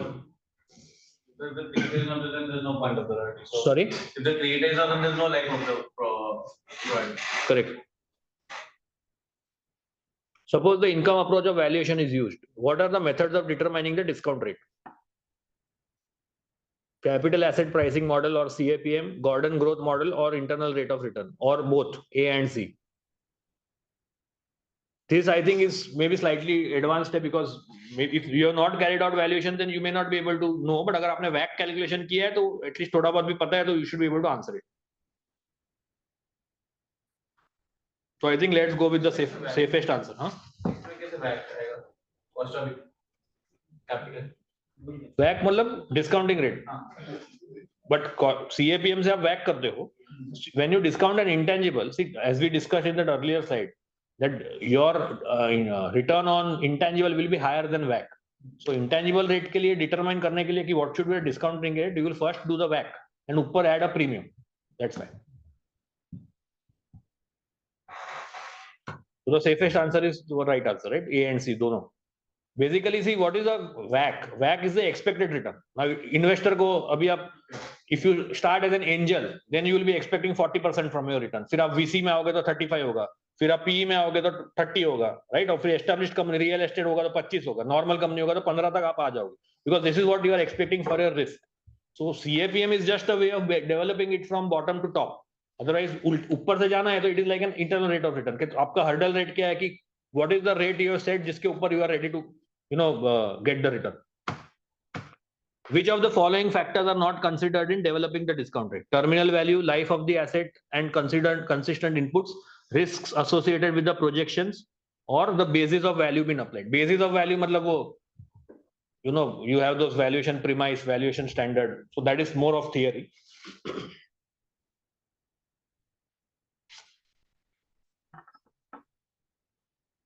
So discount rate के लिए क्या नहीं use होता है? The terminal value. Correct. Terminal value doesn't go into discount rate calculation. So the answer is terminal value. Suppose of the two companies, one company is offering one-time lump sum payment for the purchase of copyright, while the other company is only offering the regular royalty payments for the years to come. In such a situation, what according to you should be the appropriate technique of valuation? DCF. You will compare. उसके साथ मैं आज का value compare करूंगा और क्या value आएगा? Correct? Discounted cash flow, because using this method, we can calculate the present value of the future royalty payments and compare that to the lump sum amount offered and make a decision regarding the offer to be accepted. Right?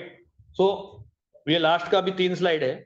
I'm just going to just recap कि क्या-क्या takeaway we discussed. The when कि accounting के लिए रहता है, tax के लिए भी value intangibles, licensing, collaterals, right? The why we discussed, revenue enhancement, cost savings, elimination of competition, increase in market share, entry barriers, and returns on investment. The what, we discussed what are the factors which go into the identification, what is control, why is workforce not recognized, future economic benefits, measurable, like वो आपने behavior का example दिया, that is not something which can be measured. And what are the types of intangibles and categories? Marketing related, customer related, artistic related, contract related, and contract based and technology based. And finally, we discussed the how. What kind of methods are there? Cost, market, income, discounting rate versus WACC, remaining useful life, tax amortization benefit, workforce, goodwill, right? And this is going to be the final slide, where I am saying what I started with. Okay, at the end of the day, intangible asset valuation is all about perception. So to drive that point, let me ask you this question. If I were to ask you, आपको सबको मैं individually आके पूछता हूँ कि आपके पास एक offer है, आप बोलते हो कौन सी कंपनी का ऑफर है? कि कंपनी का नाम है जमुना दास Morarji. So would either of you be immediately inclined to accept that offer? Or if I say कि offer is from DS Prabhudas, तो ये दो नाम सुन के आपको लगेगा क्या कि चलो ये कंपनी ज्वाइन करते हैं, अच्छी लगती है? What is your first reaction? No, na? Right? But if I tell you that this Jamuna Das Morarji is the full form of JM Financial, would your perception change? Yes. Right? Which is actually the case. It is the full form of JM Financial. And DS Prabhudas is nothing but DSP. DSP Merrill Lynch wala. So you understand how मैंने सिर्फ आपको short form और full form में आपका perception change हो गया, right? And that is what everything is about intangible, about perception. Same, whether it's a Rolex, whether it's a Titan, or whether it's an Apple Watch, time change होता है क्या? नहीं, perception changes, right? That is what you need to capture, and that is where अपना knowledge comes into picture. How will you capture the value of these things? Business, sorry. Nothing. No, go on. It was just a joke. Okay. No, He's showing. We are ready to laugh at 8:30. Fine. No, one is showing time and one is showing your time. Correct. You are right. Business class versus economy class. कुछ भी change होता है क्या? We are going to the same place at the same time, but perception changes, right? So glow and lovely vis-a-vis fair and lovely. Any idea what this is? Yeah. What is it? Case was they. Right. Fair and lovely Hindustan Lever का brand है. But with all this wokeism coming in, right? People are not very comfortable using the word fair and treating someone as dark and all that, right? That's why they changed the name. Fair and lovely की जगह अभी हो गया glow and lovely. और कुछ change नहीं हुआ, but perception definitely changes, right? So with these kind of things coming in, brands also have to be very conscious that they don't, racism hai, sexism hai, that should not come into any brand names, and that's what they are trying to avoid. Zomato to Eternal, Facebook to Meta. We discussed that point, right? Why did they change the brand? Akruti to Uptown. Now everybody knows Akruti और Uptown same ही है. You are in Uptown Solaris, right? पहले आकृति था, फिर क्या हो गया? उसके ऊपर बहुत सारा केस हो गया. So then it changed its name. That's अभी तो Uptown भी निकल रहा है. It's only Solaris. So that is how you have to evolve with the times, right? And finally, Negotiable Instrument Act. This is a very example which has stayed in my mind since long. There was a case. So there was an actual case, but let me put it to you as an example. There are two people having a bank account, a different bank account in the same bank. एक के account में 500 रुपया है, balance है. Forget the balance. एक जन ने 500 का चेक लिखा, दूसरे जन ने 5 लाख का चेक लिखा, right? दोनों चेक बाउंस हुआ, right? Although the balance was there in both their accounts, both of them filed a case against the bank. Court में जजमेंट आएगा, as per you, who will get the higher compensation? 5 lakhs. Okay, compensation is not related to the amount, right? That you are aware, correct? 5 lakh का case हुआ, but compensation is for what? अपना damage किसको अगर आप sorry, should be for 500. Why? What is your reasoning? Perception. So if such a petty amount, if that can get rejected, it definitely affects the goodwill of the person. Exactly. Imagine मैंने आपको 500 का check दिया और वो reject हुआ, तो आपका मेरा इंप्रेशन आपके सामने क्या रहेगा कि 500 रुपीज भी उसके अकाउंट में नहीं है, right?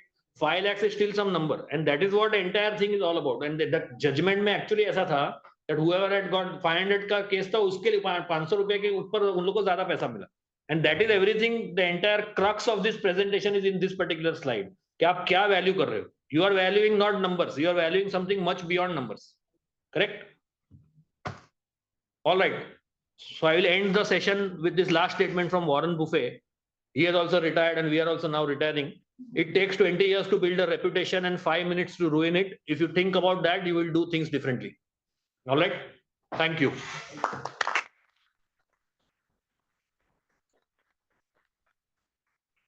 Thank you, Asim. The session, it was very, very useful, and I think you can see from the face of the audience itself. I am not sure, but if you say yes. I think you're actively participating. That is true. You're trying to, calculate the case. So I'm trying to understand the level best, considering first learning on intangibles in subject. And this is, like, as you mentioned, it's still rarely that these assignments also come easily to values. Till the time you don't gain experience, it doesn't easily come to you. So surely, as a overall, I mean, the session was quite useful, lucrative, and consisted of all the things that as an intangible asset covered. So on behalf of Valuation Study Group, I really thank you so much. Sure, thank you for inviting me. Opening for the first session. Sure, thank you. This is my favorite topic. Thank you from the offline participants also.